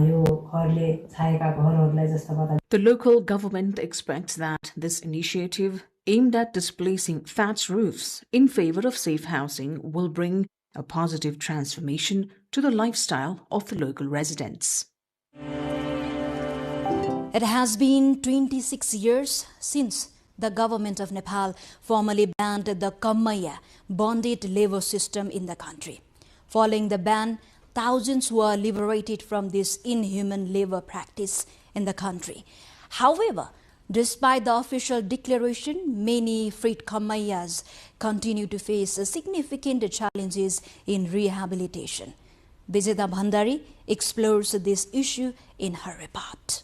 On July 17, 2000, the government of Nepal formally abolished the Kammaya system, marking a historic step. But for many of those liberated, it was only only the beginning of a long and difficult struggle. According to government data, 1,082 people in Sudar Pashchim province and 1,293 in Lumbini province in western Nepal are still awaiting proper rehabilitation. In Kailali district of Sudar Pashchim alone, 9,762 individuals were issued identity cards. Of them, 8,022 have been rehabilitated, but 953 continue to face serious challenges. This includes 400 individuals dealing with land tenure issues, 173 whose identity cards were cancelled, and 380 who have yet to receive land. Many freed Kamayas who remain unrehabilitated are still living in harsh conditions in temporary camps or along roadsides. Although expectations were high that the Land Problem Settlement Commission would address these issues, there are growing complaints that Kamaya rehabilitation was not included within the Commission's terms of references. 75 जना अझै पनि बाँकी छन् भन्ने कैलाली मात्रै 953 जना चाहिँ जग्गा pound बाँकी देखिन्छ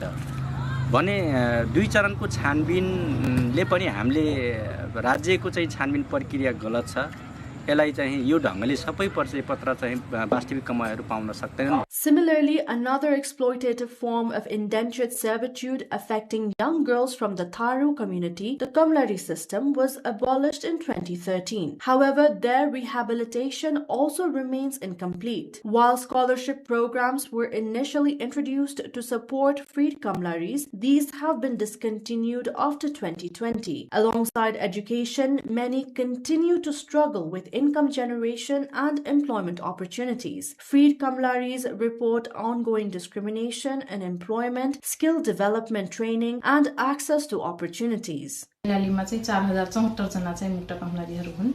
त्यसमा चाहिँ 2500 जनाले परिचय पत्र पाइसकेका छन्.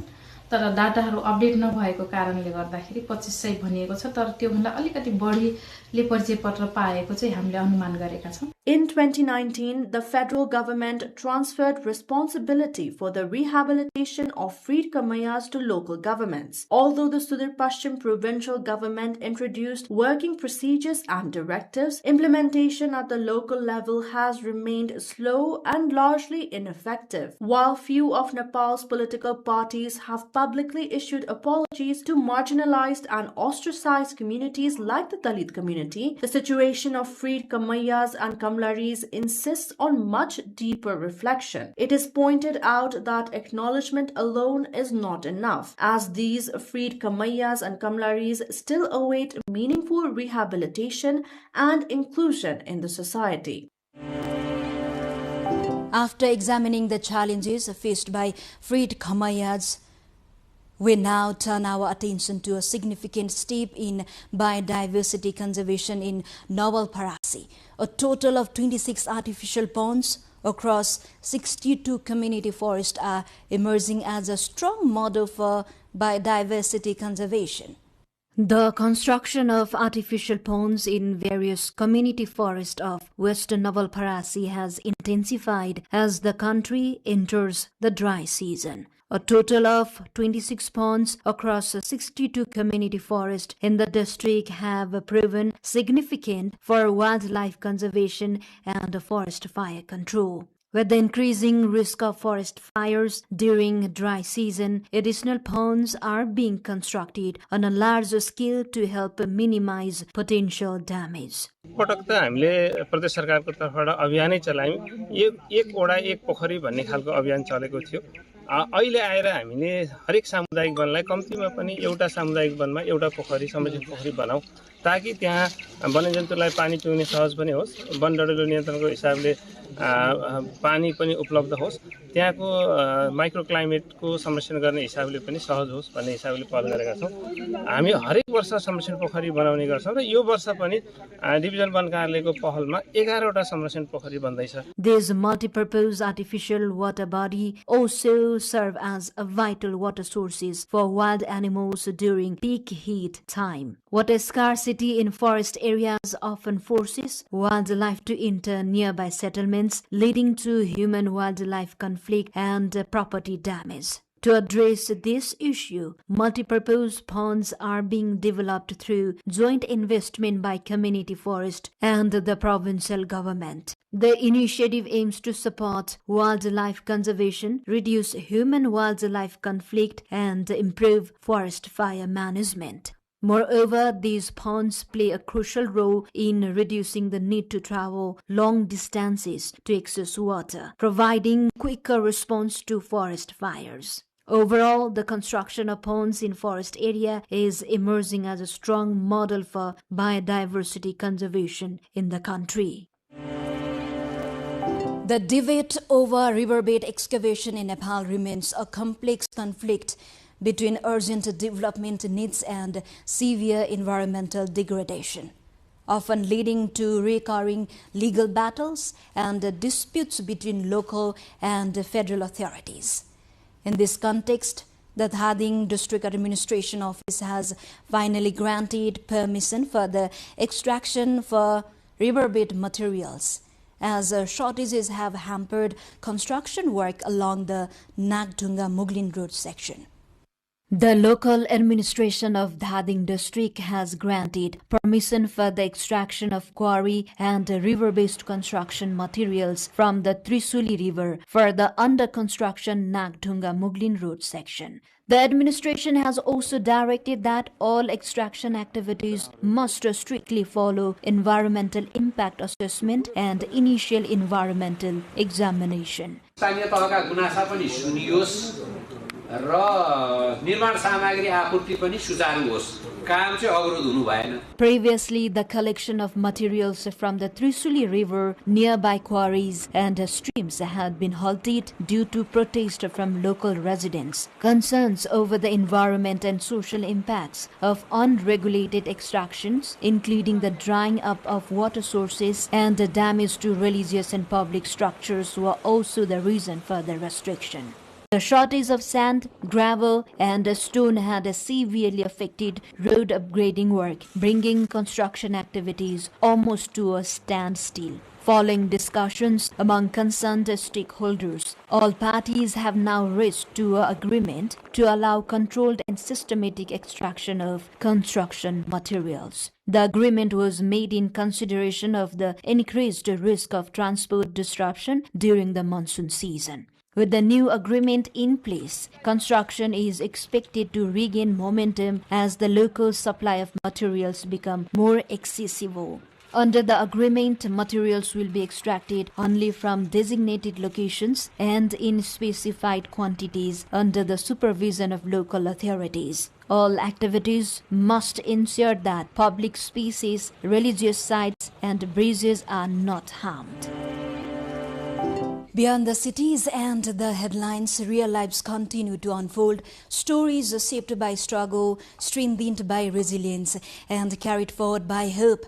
This is the Hinterlands, and we will be back next week with more stories from the heart of Nepal.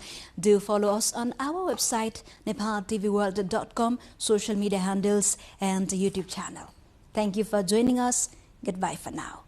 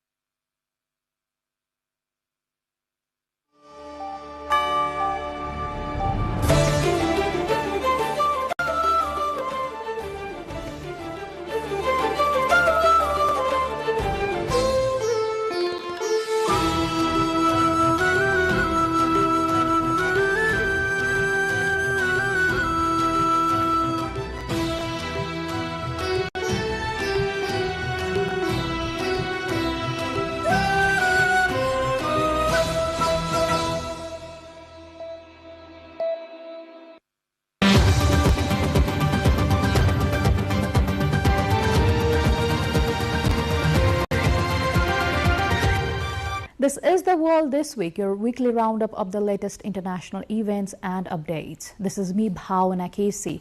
In this edition, we bring you the stories making headlines across the globe, from geopolitical tensions to major political developments to cultural celebrations and remarkable feats. We have all that you need. Let's begin with the latest updates on the Middle East conflict. U.S. President Donald Trump had said the Israel-Lebanon ceasefire has been extended by 3 weeks while warning he is in no rush to strike a deal with Iran. Trump further claimed the United States has a total control over the strategic Strait of Hormuz, even as tensions persist in the region. Trump says the Israel-Lebanon ceasefire will be extended by 3 weeks following talks at the White House. His comments come as tensions remain high across the Middle East, with the Iran-Israel-Lebanon conflict continuing to drive instability. We had a great meeting with the very high officials of Lebanon and very high officials of Israel, and we think that the president of Lebanon and the prime minister of Israel over the next couple of weeks will be coming here. They've agreed to an additional 3 weeks of, no firing, ceasefire. No more firing. Let's see. We hope that happens. It's not going to happen between them, but they do have Hezbollah to think about. The ceasefire extension follows continued accusations of violations between the Israel Defense Forces and Hezbollah. The Israel Defense Forces said it killed 3 Hezbollah members in overnight strikes, while Hezbollah reported firing rockets into northern Israel. One of the key obstacles to a lasting settlement remains the status of Hezbollah's weapons arsenal, with the Iran-backed group refusing to discuss disarmament as a part of any political agreement. On Iran, Trump said he will not rush negotiations, even as he asserted U.S. strategic dominance over the Strait of Hormuz, a vital global shipping route. We opened it up 3 days ago. They came to us and they said, we will agree to open the strait. And all my people were happy. Everybody was happy except me. I said, wait a minute, if we open the strait, that means they're going to make $500 million a day. I don't want them to make $500 million a day until they settle this thing. So I'm the one that kept it closed. We have total control of it. And it'll open when they make a deal or something else happens that's very positive. The remarks came after he publicly described Iran's leadership as seriously fractured, prompting Iranian authorities to issue a coordinated message aimed at projecting internal unity. The developments underline widening regional uncertainty as ceasefire arrangements remain fragile and diplomatic efforts struggle to contain overlapping conflicts across the Middle East.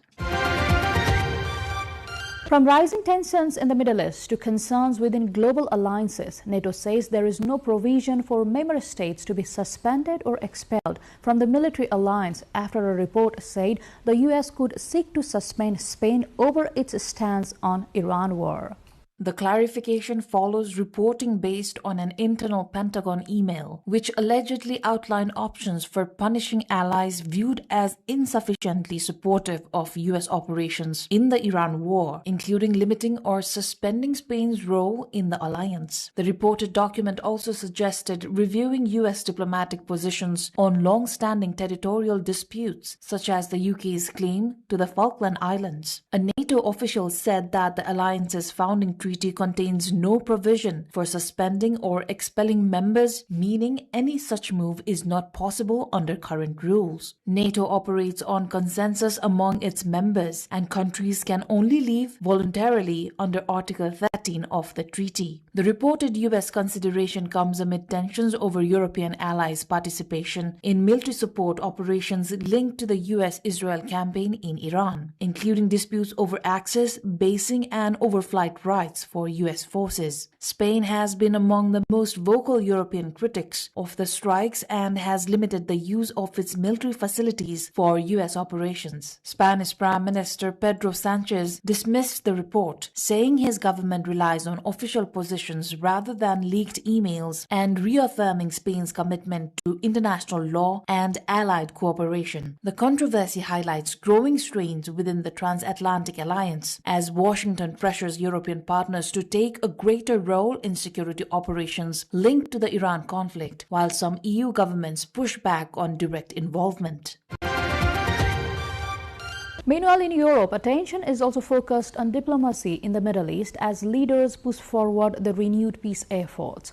The European Union's foreign policy chief has called for a stronger action on human rights and accountability as EU leaders and international partners met in Brussels to advance fresh efforts toward a two-state solution between Israelis and Palestinians. European Union Foreign Policy Chief Kaja Kallas had said the bloc can and must do more to ensure respect for human rights and accountability as European partners gathered in Brussels to reaffirm support for the Palestinian Authority and a renewed push for a two-state solution.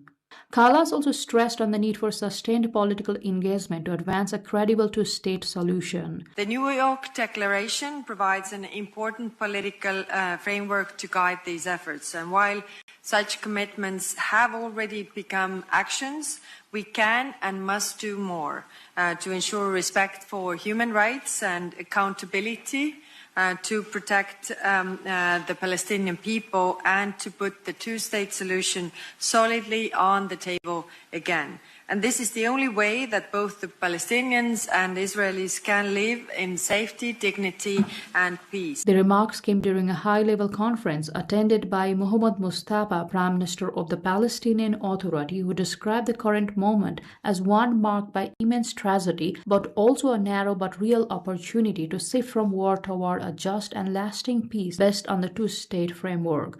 Mustafa stressed that Gaza is not a humanitarian file alone, but an integral part of the State of Palestine, calling for the implementation of UN Security Council Resolution 2803 and the swift execution of the transitional arrangements to enable the Palestinian Authority's return to governance in Gaza and the institutional reunification of Gaza and the West Bank. We gather today at a moment defined by both immense tragedy and a narrow but real opportunity to move from war toward a just and lasting peace, grounded in the two-state solution. Gaza is not a humanitarian file alone. It's an integral part of the State of Palestine. The successful implementation of the United Nations Security Council Resolution 2803 must lead to the swift execution of the transitional arrangements that enable the full return of the Palestinian Authority to governing Gaza and the institutional reunification of Gaza and the West Bank. The Brussels meeting forms part of broader European diplomatic efforts to consolidate international support for post-conflict governance arrangements and revive long-stalled political negotiations between Israelis and Palestinians. Shifting gears to South Asia, as India has launched the first phase of what is expected to be the world's largest population census, deploying more than 3 million officials in a nationwide effort to gather updated demographic data over the next year. India is holding the first phase of what is said to be the world's largest population census, with more than 3 million officials to take part in a vast counting exercise over the next year. The census is expected to provide updated demographic data critical for policy planning across sectors, including healthcare, education, and infrastructure. The South Asian nation, home to an estimated 1.4 billion people, faces mounting challenges in providing electricity, food, and housing to its growing population. The findings are also expected to play a key role in shaping government's policy and long-term economic planning, making it one of the most significant data-gathering operations in the country's recent history. Officials say the exercise will use digital tools in several regions to improve accuracy and speed of data collection. The government has described the initiative as essential for tracking migration patterns and urbanization trends. Special focus will also be placed on remote and underserved areas to ensure full national coverage. The results are likely to influence the future budget allocations and welfare programs. Officials say the exercise comes at a time when India is facing increasing pressure on essential resources such as electricity, food supply, housing, and urban infrastructure due to rapid population growth and ongoing urbanization. And from population data to planetary concerns, a warming El Nino climate pattern is expected to return by mid-year. The United Nations has warned, raising concerns about another surge in global temperatures after the last event helped push the planet to record highs. The warming El Niño weather phenomenon, which pushed global temperatures to record highs the last time around, is expected to back in the middle of this year, the UN has said. The United Nations Weather and Climate Agency said El Niño conditions were likely as early as the May to July 3-month window. The World Meteorological Organization, WMO, meanwhile said early signs indicated a strong event. El Niño is a naturally occurring climate phenomenon that warms surface temperatures in the central and eastern equatorial Pacific Ocean. It brings changes in winds, pressure, and rainfall patterns. Conditions oscillate between El Niño and its opposite La Niña, with neutral conditions in between. The last El Niño contributed to making 2023 the second hottest year on record and 2024 the all-time high. El Niño typically occurs every 2 to 7 years and lasts around 9 to 12 months. The WMO said its latest monthly global seasonal climate update showed a clear shift in conditions in the equatorial Pacific. Sea surface temperatures are rising rapidly, pointing to a likely return of El Niño conditions as early as May to July. Forecasts indicate a nearly global dominance of above normal land surface temperatures in the next 3 months. In an update from the world of space, Blue Origin has grounded its New Glenn rocket following a failed satellite deployment on its third ever mission, triggering a Federal Aviation Administration investigation into the incident and its technical causes.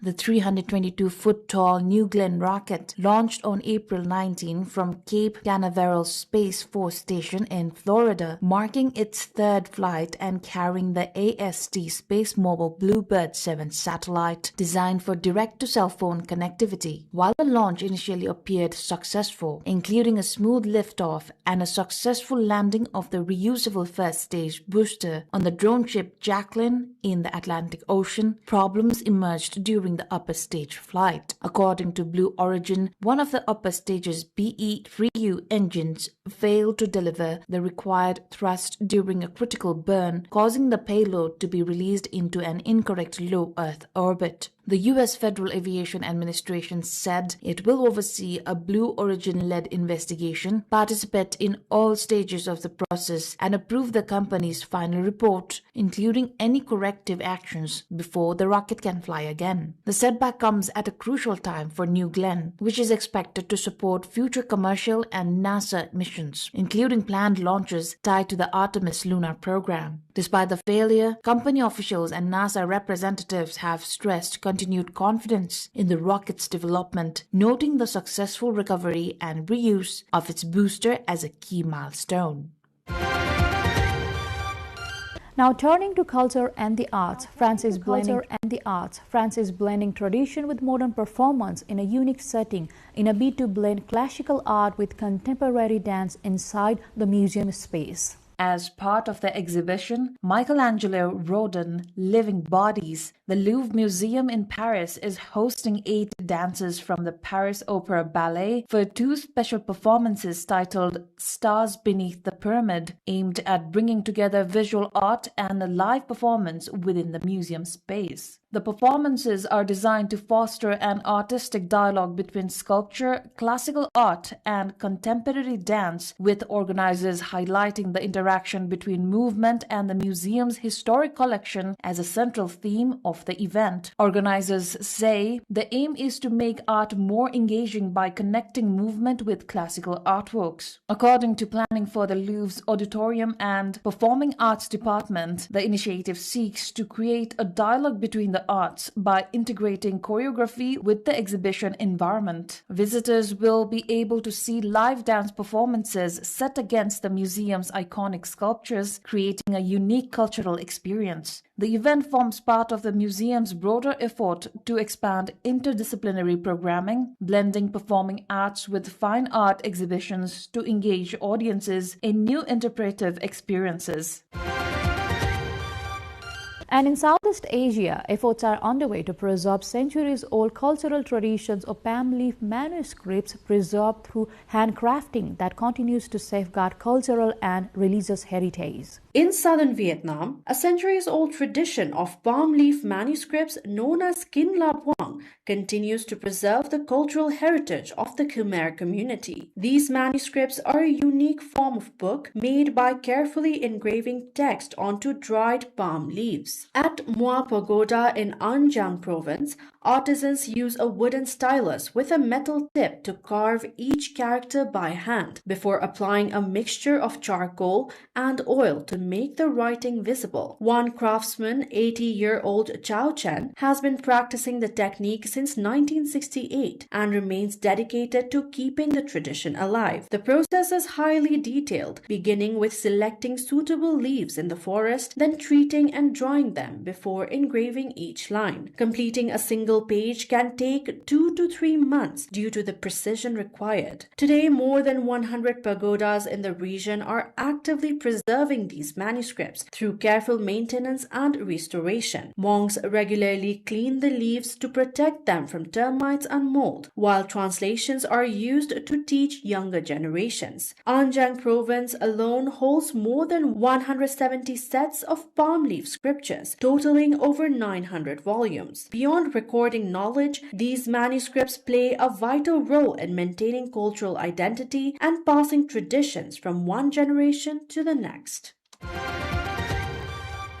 From heritage preservation to vibrant celebrations, thousands gathered in Denmark's capital Copenhagen for the Night Glow Festival, where illuminated hot air balloons lit up City Hall Square in a large-scale public display. The free event transformed the heart of the Danish capital into a brightly lit spectacle as rows of hot air balloons were inflated and illuminated in carefully timed sequences. Organizers choreographed the display to music, with the balloons glowing in rhythm to widely recognized tracks, including the Star Wars theme and songs by Swedish DJ Avicii. Large crowds packed City Hall Square throughout the evening, many capturing the show on their phones as the balloons pulsed with light against the night sky. Families, tourists, and local residents gathered shoulder to shoulder, creating a festive atmosphere despite the stationary display. While the event delivered a striking visual performance, some spectators had expected to see the balloons lift off. Organizers did not immediately clarify why flights did not take place, though such decisions are often influenced by weather conditions or safety requirements. The Night Glow Festival is designed as an accessible public event, drawing visitors with its combination of light, music, and aviation displays, even when the balloons remain grounded. Meanwhile, in the Philippines, a local festival is not only celebrating tradition but also challenging gender norms, as dozens of young women competed at a local festival in Masbate, a cattle ranching province known for its rodeo tradition. The event, held each year in Masbate, the self-declared cattle capital of the Philippines, features women competing alongside men in rodeo events that test skill, strength, and horsemanship. For many of the female participants, it is both a cultural celebration and a statement of equality in a traditionally male-dominated arena. Rodeo cowgirl and veterinary student Riza Matutino says the competitors are determined to prove their place in the sport. But despite their participation, women face a structural limitation. Unlike men, they have no professional category beyond school-level competition in Masbate. This means their rodeo careers typically end upon graduation, leaving many to step away from the sport even as their male counterparts continue professionally. The festival remains a major local attraction, blending cultural identity with livestock tradition while also highlighting ongoing conversations about opportunity and equality in the Philippine sport. Now, from celebration to spiritual reflection, Sri Lanka continues its journey promoting peace and unity as a second group of Buddhist monks arrives to take part in the Walk for Peace campaign. A second delegation of monks has arrived in Sri Lanka to take part in the Walk for Peace pilgrimage aimed at promoting unity and compassion. The group traveled from Dallas-Fort Worth International Airport in the United States to join the international event. The pilgrimage, scheduled from April 21 to April 28, 2026, is being held under state patronage, highlighting its national significance. It is led by the most venerable Panakara Thero and centers on a procession involving a sacred Bodhi sapling from the Jaya Shri Mahabodhi in Anuradhapura. The initiative is backed by multiple government bodies, including the Presidential Secretariat and ministries responsible for cultural and public administration affairs. Security and logistics are being coordinated by the Tri-Forces and the police, along with several supporting institutions. Organizers say the program reflects Sri Lanka's spiritual heritage and aims to strengthen international goodwill. The procession is expected to attract attention as it moves across the country over the coming week. And in Japan, a beloved cultural festival is being reintroduced in a special seasonal showcase, bringing one of Japan's most iconic summer events to a wider audience of tourists and locals. A traditional awa dance event has been held in Tokushima City in southwestern Japan, bringing one of the country's most famous summer festivals into the spring tourist season. The Awa Dance Festival is normally held every summer, but this special performance was organized to promote the cultural attraction to both visitors and locals. The event featured groups of skilled dancers performing to traditional Japanese music, played on instruments such as flutes and drums. Special seating was arranged in a city park where spectators watched and recorded the performances. The dancers also showcased contrasting styles, with female dancers presenting a graceful version and male dancers performing a more powerful style. Visitors described the performance as a striking display of unity, also noting the charm of the children's dances alongside the more experienced performers.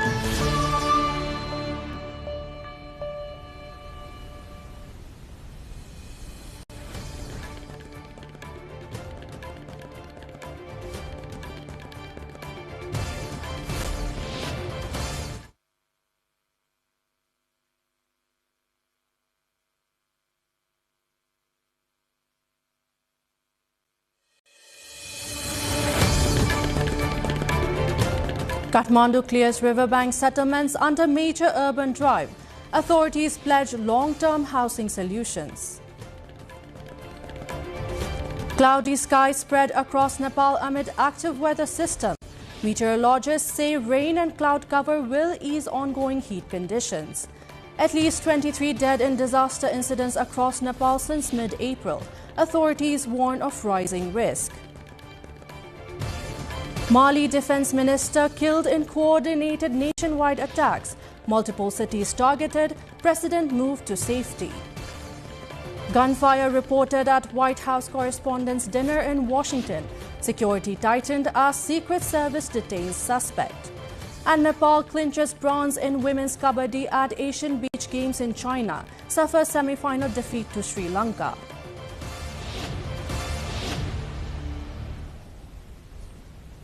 Good evening, I'm Bijata Bhandari and you're watching NTV World News Hour, coming to you live from Kathmandu at 2200 hours Nepal time. Now the news in detail. Kathmandu, the capital of Nepal, has launched a large-scale demolition drive targeting informal settlements along riverbanks and public land. The government says the operation aims to reduce long-standing risk faced by residents living in flood-prone and unsanitary conditions. Authorities have cleared areas including major corridors along the Bagmati and Manohara rivers, displacing hundreds of families. The affected residents are being relocated to temporary shelters and government-designated safe housing, with priority assistance for vulnerable groups such as children, the elderly, and pregnant women.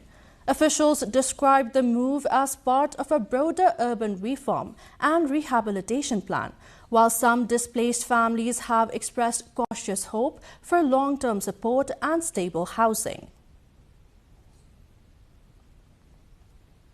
We will dive deeper on this in our Issue of the Day segment later in the bulletin. Cloud and rainfall activity has increased across Nepal over the past few days as pre-monsoon conditions intensify in several provinces. The Department of Hydrology and Meteorology reported over 60 millimeters of rainfall in Kechana Thapa, the highest recorded in recent measurements. Officials say the weather system is being driven by a low-pressure area from the Bay of Bengal, combined with local and western winds, raising the risk of thunder and lightning. While temperatures in parts of the far west and Lumbini plains are expected to remain slightly higher until Monday, they are likely to gradually decline from Tuesday as widespread cloud cover and rainfall develop. We will see more on this in our cover story segment later in the bulletin. At least 23 people have died in 422 disaster-related incidents recorded across Nepal since the mid-April, according to the National Disaster Risk Reduction and Management Authority, NDRRMA. The authority also reports that 73 people have been injured in incidents recorded between April 14 and 25. The disasters include 217 fire incidents, 14 lightning strikes, and 29 storm-related events spread across 27 districts. Officials say 32 additional incidents occurred within a 24-hour period, indicating ongoing vulnerability linked to pre-monsoon weather conditions. Authorities have urged the public to remain alert, noting that hot weather and unstable atmospheric systems are increasing the risk of further disasters. Mali's Defense Minister, General Sadio Camara, has been killed during coordinated attacks on military sites across the country. The attacks took place a day after his residence in the garrison town of Kati was targeted in simultaneous assaults by an Al-Qaeda-linked group and Tuareg rebels. Camara was a senior figure in Mali's military leadership following the coups in 2020 and 2021. His residence in Kati, located near the capital Bamako, was reportedly hit in a suicide car bomb attack during the coordinated operations. Authorities say interim President Assimi Goïta was moved to a secure location and remains in command, while attacks were also reported in other cities, including Bamako, Gao, Kidal, and Sevare. U.S. President Donald Trump was rushed to safety after gunshots were fired at the White House Correspondents' Dinner. The suspect has been identified as Cole Thomas Allen, 31, of Torrance, California. U.S. media report he is expected to be formally charged in court on Monday. The suspect was taken into custody by the Secret Service. One Secret Service officer was shot at very close range, but was saved by his bulletproof vest, Trump says after returning to the White House. Police have said earlier that the suspect's motive remains unknown. Law enforcement has been searching an address in Torrance, California, believed to be linked to the suspected gunman. Nepal has secured a bronze medal in women's kabaddi at the 6th Asian Beach Games 2026, currently underway in China. The team missed out on a place in the final after a narrow 46-43 defeat against Sri Lanka in the semi-finals. Nepal had earlier topped Group B with 3 consecutive wins, ensuring a podium finish before entering the knockout stage. Despite the semi-final loss, the team's strong group performance highlighted its growing competitiveness in the sport at the Asian level. This adds to Nepal's previous success in women's kabaddi, where the team had also won a bronze medal at the Asian Games. Kathmandu is carrying out a large-scale demolition drive alongside riverbanks and public land, displacing hundreds of families under a wider urban reform plan.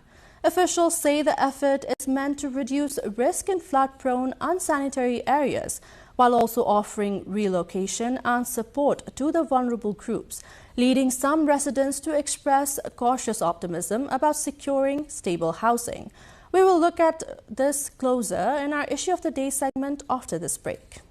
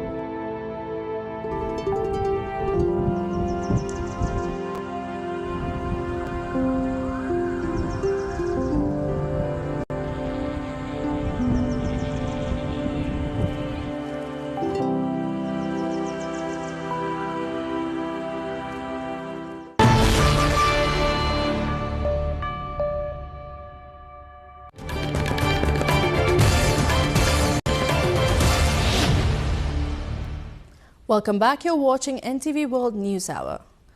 And now it's time for our Issue of the Day segment. Kathmandu has launched a sweeping demolition drive to clear informal settlements from riverbanks and public land as part of efforts to promote safer and more organized urban living. Authorities say displaced families are being relocated to temporary shelters and designated safe apartments, with priority assistance provided to vulnerable groups. Sabika Shrestha brings a report. This is the scene on the aftermath of the government's demolition drive at a river bank in Nepal's federal capital, Kathmandu. Broken huts, home appliances and kitchenwares, and the dust. In fact, some of the individuals who had been residing in those illegal settlements are seen busy selling the remains to scraps.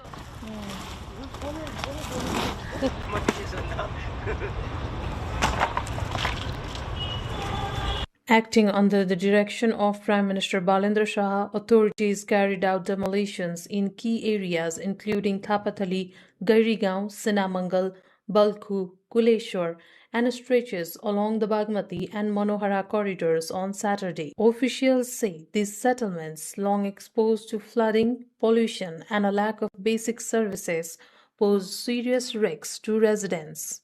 Displaced families have been moved to temporary shelters and designated safe apartments, with the government providing food, transport, and emergency support. Vulnerable groups, including the elderly, sick, pregnant women, and children, were transported in metropolitan vehicles with police assistance to ensure immediate care and safety. A registration and verification process is underway at sites such as Dasarath Stadium to identify genuinely landless households who will be relocated to government-managed housing in the coming weeks. Authorities maintain the move is aimed at long-term rehabilitation and safer living rather than displacement. सरकारले कुनै ठाउँमा यस्तो कामहरु गर्नु पर्यो भनेदेखि ultimate दिएर 15 दिन सूचना दिएर 7 दिन सूचना दिएर त्यही पनि भन्छ ल 3 दिनमा त बाइक छ तपाईहरुको भनेर अनि त्यसपछि त्यो गरिबहरु बसेका ठाउँमा उनीहरुले कोठा खोट्नु पाउँछ उनीहरु अलिकति आफ्नो व्यवस्था गर्न सकिन्छ आफ्नो व्यवस्थातिर लाग्न जानु सक्छ यस्तो भाताभुङ हुनु पर्ने थिएन तर त्यो नगरिकन नै सरकारले हामीलाई भाताभुङ गरिदिनु भएको छ तर यस्तो नहोस् भन्ने चाहिँ चाहन्छु म त गरिब दुखीलाई चाहिँ यसरी अब सधैँ दुख नहोस् भनेर चाहिँ उहाँले केही न केही गर्नुभयो राम्रैको लागि गर्नुभयो नराम्रो भन्न मिल्दैन हैन उहाँले नि केही न केही सोचेरै गर्नुभयो होला भन्ने अब आश छ हैन The issue of squatter settlements has lingered for years, often triggering protests whenever eviction efforts surfaced. However, officials say the current drive, led by a younger, reform-focused administration, signals a more coordinated push toward durable housing solutions and urban order. with assurances that no affected family will be left without support. Sabika Shrestha with camera person Rasila Shrestha reporting for NTV World. Authorities across Nepal have stepped up efforts to clear illegal structures, intensifying a nationwide encroachment removal campaign. Local governments say the drive aims to reclaim public land, ease congestion, and enforce urban planning laws. The move, however, has sparked mixed reactions, with some residents raising concerns over displacement and lack of prior notice. Rojina Rai brings the report.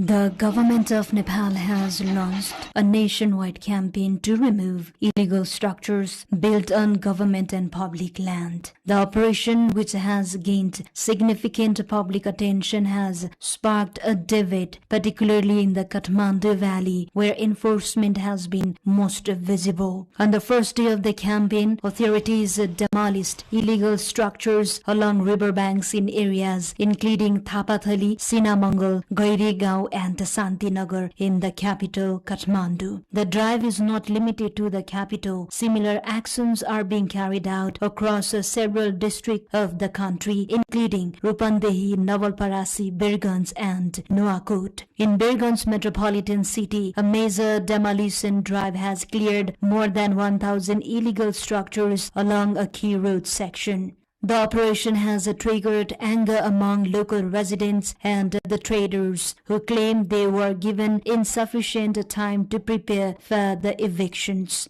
Following the clearance of structures within 25 meters on both sides of the Gandak Chowk Miteri Bridge road section, debris such as bricks, wood, and iron remains scattered along the roadside. It is estimated that around 1,200 private houses and 29 government structures have been impacted so far. सडक विभागको चाहिँ नि marking गर्ने व्यक्तिहरू आएर चाहिँ नि सबै ठाउँमा सडक नाप्दै सेन्टर पोइन्टदेखि कहाँसम्म पर्छ भन्ने कुरो चाहिँ उहाँहरूले चाहिँ नि मार्किङ गरेर बताउनुहुन्छ र जहाँसम्म 25 मिटर पछिको कुरो हो महानगरपालिकाले चाहिँ 5-5 फिट चाहिँ नि सेड ब्याग लिने चाहिँ हामीले चाहिँ नि निर्णय गरेका छौं मलबाको कुरो छ त्यो सबै चाहिँ नि सडक विभागले उठाउँछ र त्यसलाई व्यवस्थापन कहाँ गर्ने भन्ने स्थान चाहिँ नि विभिन्न महानगरपालिकाले देखाउँछ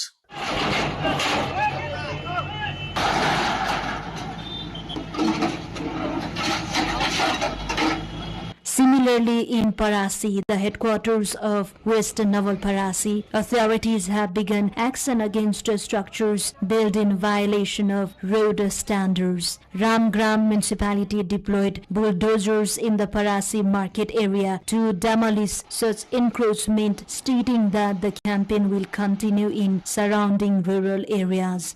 In another operation, the Galchi Raswagari Road Project Office removed a dozen government and 86 private structures constructed on encroached government in various locations of Bidur Municipality, Nuwakot. Rosina Rai reporting for NTV World.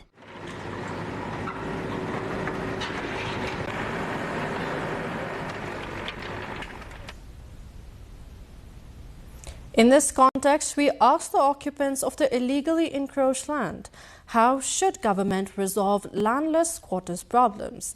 Let's have a look at what they say in today's Public Pulse. यस्तो हो नेपाल सरकारले अब व्यवस्थापन नभएकोलाई चाहिँ गर्दिनु पर्यो हैन अब भएकोहरु त यहाँबाट म्याक्सिमम निस्केर गइसक्यो अनि त्यसै अब नभएकोको लागि अब यहाँ कसरी सानसानो बच्चा बुढाबुढीहरु धेरै छन् हैन अब हुने पनि होला नहुने पनि होला हैन अब मैले अब यहाँ प्रशस्त हुने नै मात्र छ पनि भन्दिन हैन नहुने पनि छ यहाँ तर नहुनेहरुले अब म्याक्सिममले छोडेर गएको छैन अब नभएकोलाई चाहिँ सरकारले उचित गाँसबास कगबासको व्यवस्थापन गरिदिनु पर्यो सबै विपन्न परिवारको हौं हामी हाम्रो खासै हामीलाई भरे कमाएर दिउँसो कमाएर बेलुका खानालाई नपुग्ने उ छ हाम्रो त्यति आउँदैन अब भत्काइदिए जसरी बनाइदिने उनीहरूले क्षतिपूर्ति दिने उ भएदेखि हुन्थ्यो त्यही पनि राम्रो बास पाए पनि हुन्थ्यो जस्तो भन्छ अब हाम्रो त बासै चाहिँ छैन जो मान्छेको जग्गा जमिन छैन उले नेपाल सरकारले जहाँ भए पनि व्यवस्था गरिदिनु पर्यो पुर्खौँदेखि जग्गा नभए मान्छेले कमसेकम जग्गा दिनु पर्यो नि त अनि त्यो हाउसिङमा लगेर के गर्ने घर जग्गा घर पनि बनाइदिनु पर्यो जग्गा पनि दिनु पर्यो नि अब खाली जग्गा दिएर त अब उनीहरूसँग पैसा छैन होला कहाँबाट बनाउँछ कम्तीमा त घर बनाउनले पैसा दिनु पर्यो जग्गा नहुने केही नहुनेलाई अब सबै सरकारी जग्गा मात्रै राखेर त भएन नि त हामीलाई पनि कुनै ठाउँमा एउटा ठाउँ त दिनु पर्यो नि त अब त्यो अपार्टमेन्टमा लाने भन्ने कुरो भएको छ भन्ने कुरा नै यहाँ न्युजमा आइरहेको छ होइन त्यो चाहिँ नहोस् त्यो चाहिँ हामी त्यो मान्ने छैनौँ त्यसमा चाहिँ किनभने त्यहाँ 2 जना भन्दा परिवार अटाउने ठाउँ छैन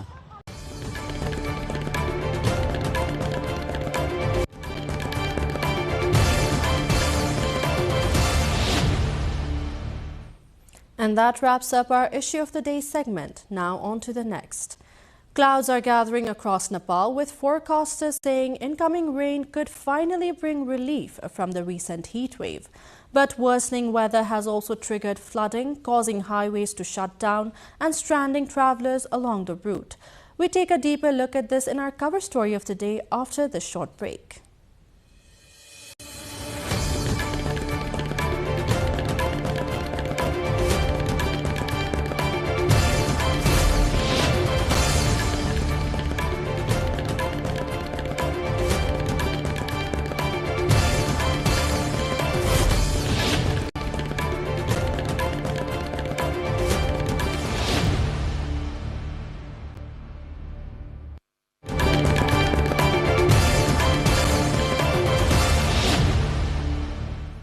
Welcome back. You're watching NTV World News Hour. And now it's time for our cover story segment. Cloudy skies are spreading across Nepal, but meteorologists say the conditions are not linked to pollution, and the developing rain and cloud cover are expected to bring some relief from the recent heat. Here's a report.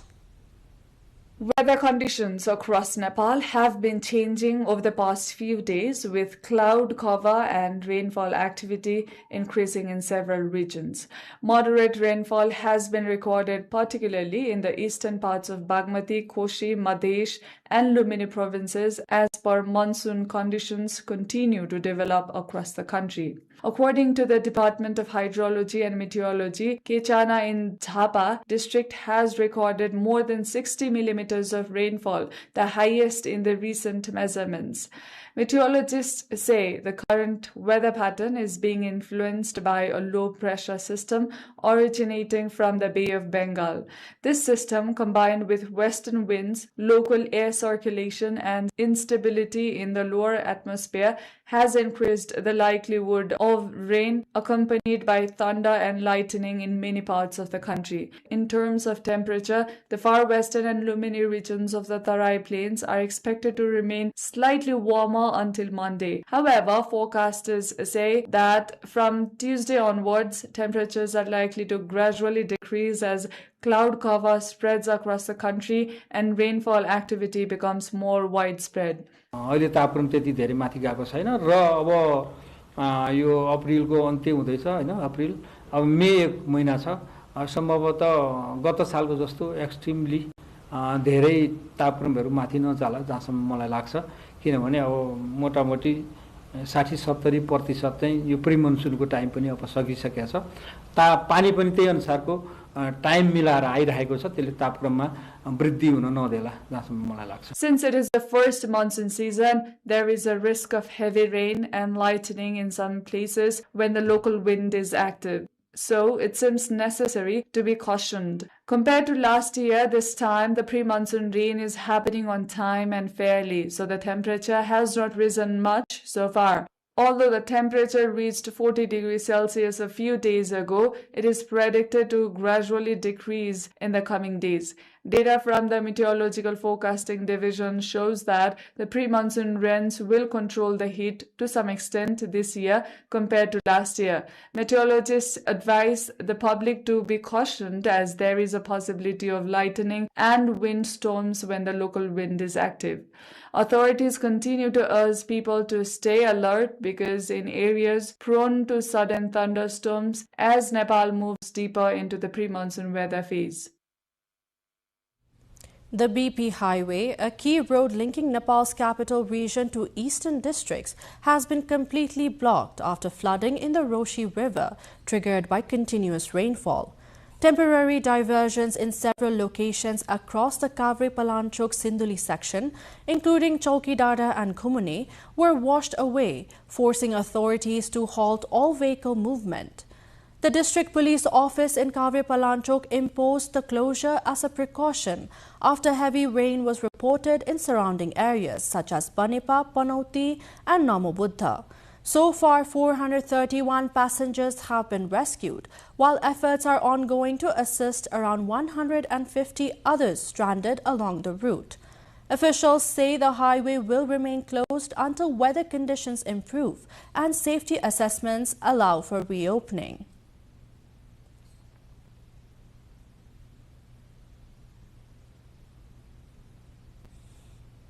Jaleshwar, the district headquarters of Mahottari in southern Nepal's Tarai Plains, has been inundated following a hailstorm accompanied by heavy rainfall. Several key areas, including major market and junction points, were submerged as water failed to drain due to poor infrastructure. Roads across the town have become impassable, disrupting movement of both pedestrians and vehicles, while government and private office premises have also been flooded. Locals say the area is prone to waterlogging even during normal rainfall, highlighting long-standing drainage issues.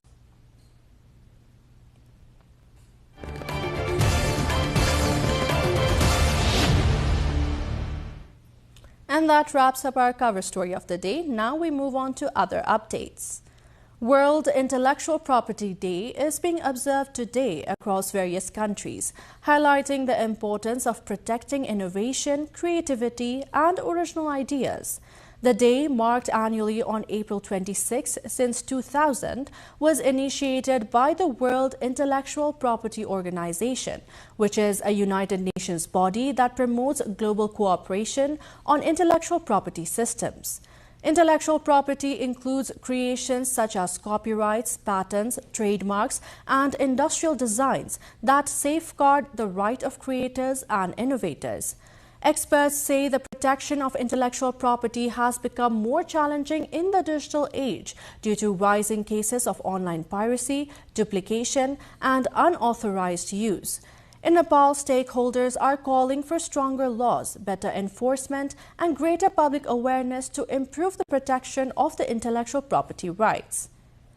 Meanwhile, tourist arrivals in Shailung and Kalinchok, two major destinations in Nepal's Dolakha district, have surged sharply in recent weeks. Local authorities report that more than 200,000 visitors traveled to the area in the first week of Baisakh alone, marking the highest weekly turnout since the COVID-19 pandemic. The increase is being linked to the government's decision to introduce a two-day weekend, encouraging longer domestic travel and overnight stays. Hoteliers say tourism activity, which had remained sluggish for years, is now steadily returning to normal levels, with rising demand for accommodation in the region. Industry operators in the hills report around 1,500 daily visitors to Sailung, with up to 600 staying overnight in local hotels and lodges. The traditional wooden vessel known as teki, used for churning curd into butter, holds deep cultural and historical significance in Nepal's Baglung district. However, local artisans say the occupation of making these handcrafted wooden pots is rapidly declining due to falling demand. Each vessel, which can take up to a week to produce, costs between 1,200 and 18,000 rupees, depending on its size. But annual earnings for craftsmen have dropped to as low as 20,000 to 30,000 rupees. Many livestock farmers have now shifted to metal and electric alternatives, further reducing the market for traditional wooden products. Despite being considered healthier and more effective for curd preparation, artisans fear the craft may disappear without intervention and support. At least 12 passengers were injured when an electric microbus traveling from Kathmandu to Pokhara overturned in the Galchi-Gajuri section of the Prithvi Highway. The vehicle reportedly lost control and flipped in the middle of the road under rainy conditions. Injured passengers are receiving treatment at Gajuri Hospital, and authorities say none of them are in life-threatening condition. Police suspect the accident may have been caused by overspeeding on a wet road, while the driver claims a technical malfunction led to steering failure. An investigation is underway to determine the exact cause of the incident. Gold trade in Nepal has declined sharply after a significant rise in prices in the international market, which have increased by nearly 100% since the COVID-19 pandemic. Traders report that daily gold consumption during the wedding season has fallen to around 5 kilograms compared to 40 to 45 kilograms previously. The price of gold crossing 150,000 rupees per tola has pushed many consumers away from buying real gold jewelry. Instead, demand for gold-plated ornaments has surged, especially for wedding purposes, with traders estimating a 50 to 60% increase in such products. Industry representatives say the rising cost of gold has continued to weaken the domestic market in the post-pandemic period. Thousands of Nepali migrants seeking legal status in Spain are facing uncertainty after administrative changes disrupted the verification process for required documents.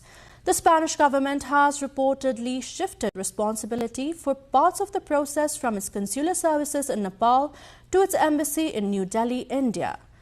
As a result, applicants are now required to travel to Delhi for police report verification, adding time and financial burden. The Non-Resident Nepali Association in Spain says the move has created confusion, especially amid concerns over delays and strict application deadlines. Stakeholders are urging authorities to streamline procedures through the Nepali embassy in Delhi to ensure timely processing.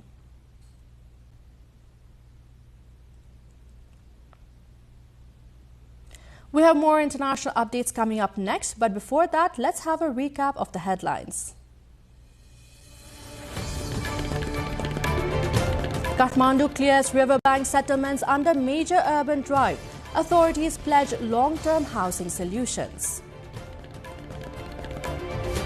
Cloudy skies spread across Nepal amid active weather system. Meteorologists say rain and cloud cover will ease ongoing heat conditions. At least 23 dead in disaster incidents across Nepal since mid-April. Authorities warn of rising risk. Mali Defense Minister killed in coordinated nationwide attacks. Multiple cities targeted. President moved to safety. Gunfire reported at White House Correspondents' Dinner in Washington. Security tightened as Secret Service detains suspect. And Nepal clinches bronze in women's kabaddi at Asian Beach Games in China, suffers semi-final defeat to Sri Lanka.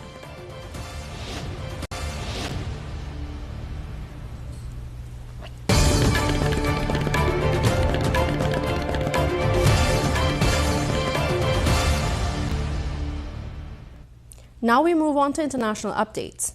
U.S. President Donald Trump said he had cancelled his envoy's planned trip to Pakistan for peace talks with Iran, telling reporters that the United States had all the cards as tensions persisted.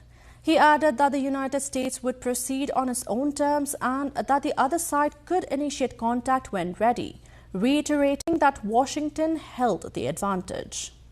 I'll deal with whoever runs the show. They don't know. They are fighting with each other. There's tremendous infighting. They're probably fighting for leadership. In many cases, I think they're fighting not to be the leader because we knocked out 2 levels of leaders. But I'll deal with whoever we have to. But there's no reason to wait 2 days, have people traveling for 16, 17 hours. And we're not doing it that way. We'll do it. When they want, they can call me. We have all the cards. We've won everything. We have all the cards. A highway bomb attack in southwestern Colombia has killed 14 people and injured at least 38, according to the authorities. The blast is the latest in a string of violent incidents ahead of presidential elections scheduled for next month. Security forces have been deployed to secure the area and prevent further attacks.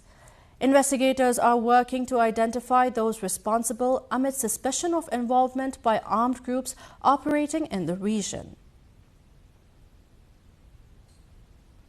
Security forces have intensified patrols and established checkpoints across Imphal following deadly gun battles between rival ethnic groups that left 3 men dead. The latest violence underscores ongoing tensions in Manipur, where clashes between the predominantly Hindu Meitei majority and the mainly Christian Kuki community have persisted for nearly 3 years. Authorities report that more than 250 people have been killed in the ethnic conflict since it began. Officials say additional security personnel have been deployed in sensitive areas to prevent further escalation, as concerns grow over renewed instability in the region. Ukrainians marked the 40th anniversary of the Chernobyl nuclear power plant explosion, widely regarded as the worst nuclear disaster in civilian history. Commemorations were held in the town square of Slavutich, a city established in 1986 to house people displaced by the catastrophe, located about 120 kilometers north of Kyiv. A bell was rung during the ceremony as residents gathered to pay tribute to the victims.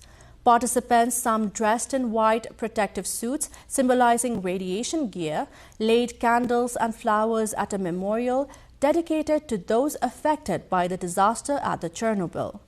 Officials said the remembrance event also served as a warning on nuclear safety and the long-term consequences of radiation exposure.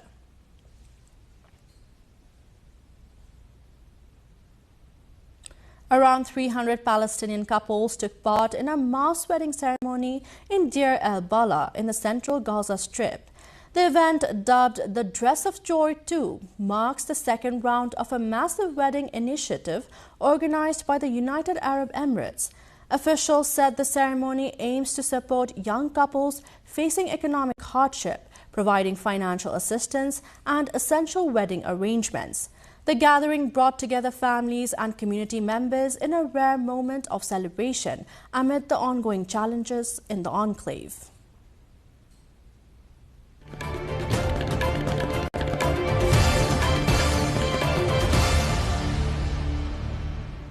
Business news coming up next. For now, a short breather.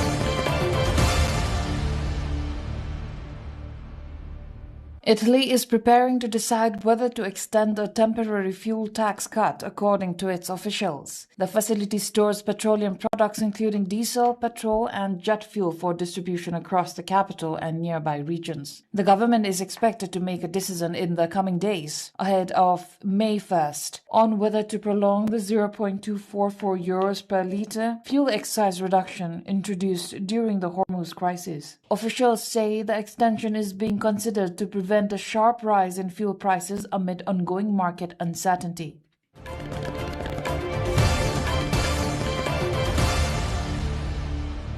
U.S. President Donald Trump has said the United States is aiming to outperform China in key industries, particularly artificial intelligence and cryptocurrency. He emphasized that America is currently leading in both sectors and described crypto as a big industry, adding that he feels a presidential responsibility to ensure all U.S. industries continue to thrive and maintain global leadership. We want to beat China at the industry. We're leading with crypto.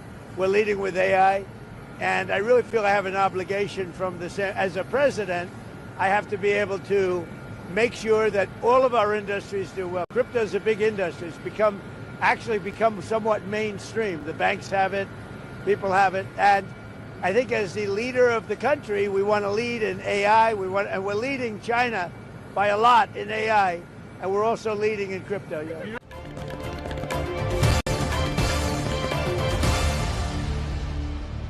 Data from the Maldives Ministry of Finance and Public Enterprises showed that over $226.43 million was received in green tax revenue by the end of 2025. According to the ministry's Green Fund report released in December, $161.73 million was deposited into the fund, while $17.79 million from this was invested into sustainable initiatives. Green tax is a fee collected from tourists visiting Maldives, directed towards eco-friendly projects throughout the country. Tourists lodging in resorts, guest houses, hotels, and safaris are taxed. The majority of funds are received from resorts, contributing $12.94 million, while guest houses are second. The government revised green tax rates on 1st of January 2025, increasing the fee from $6 to $12 for higher-end tourist establishments and from $3 to $6 for others. Children under the age of 2 are exempt from the tax. The government earmarks this fund for several environmental projects in islands, such as environmental cleanup and beach protection initiatives, as well as the installation of water supply and drainage systems.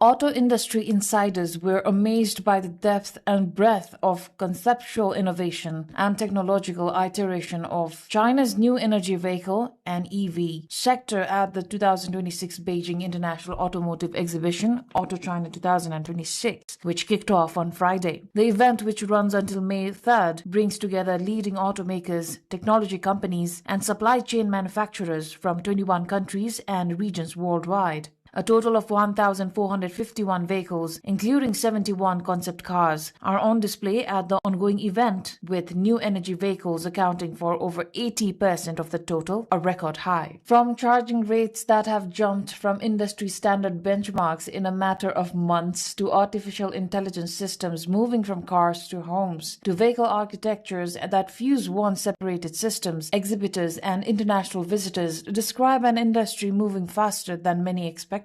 Meanwhile, Chinese automotive electronics from AutoLink used the show to present a next-generation vehicle electronic and electrical architecture.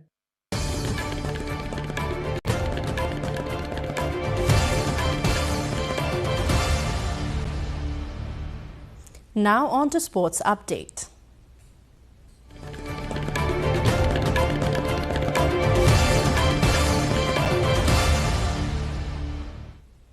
Nepal Police Club has secured the men's team title for the third consecutive time in the ongoing NVA volleyball tournament at the National Sports Council Covered Hall in Tripureshwar.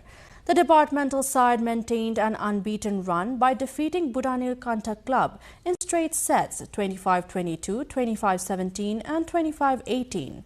In another men's match, Rukum Paschim Volleyball Club continued a strong form, defeating Khilji Youth Club in straight sets and extending its winning streak to 3 matches. In the women's category, New Diamond Youth Sports Club delivered a dominant performance to defeat Tribhuvan Army Club 3-0. With 3 consecutive wins and 9 points, New Diamond currently leads the women's points table.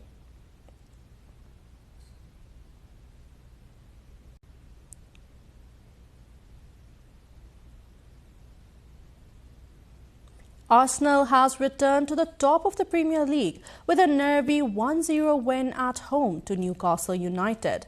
The victory, Arsenal's first in 4 matches, sees the club return to pole position in the league table after City briefly usurped it midweek.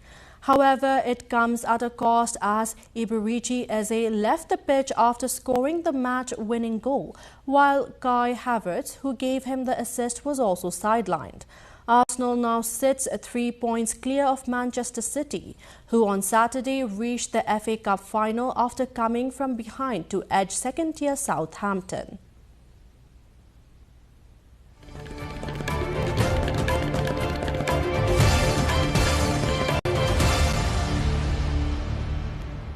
Now the weather updates, first from across Nepal and then the world.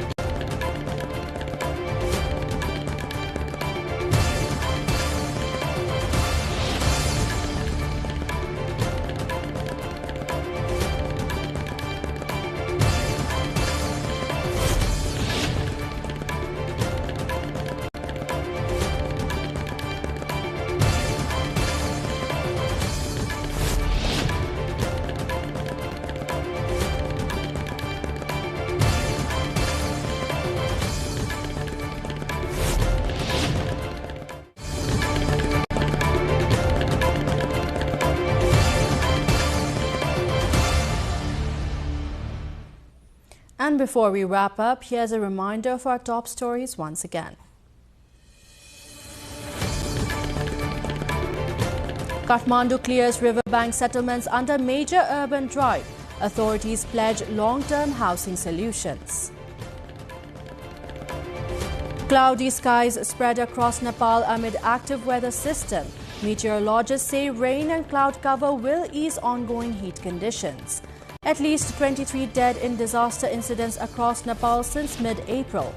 Authorities warn of rising risk. Mali Defense Minister killed in coordinated nationwide attacks. Multiple cities targeted. President moved to safety. Gunfire reported at White House Correspondents' Dinner in Washington. Security tightened as Secret Service detained suspect. And Nepal clinches bronze in women's kabaddi at Asian Beach Games in China. Suffers semi-final defeat to Sri Lanka.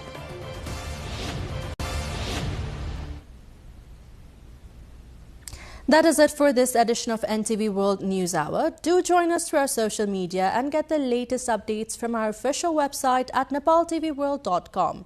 I'm Vijata Bhandari. Thank you for watching. Good night.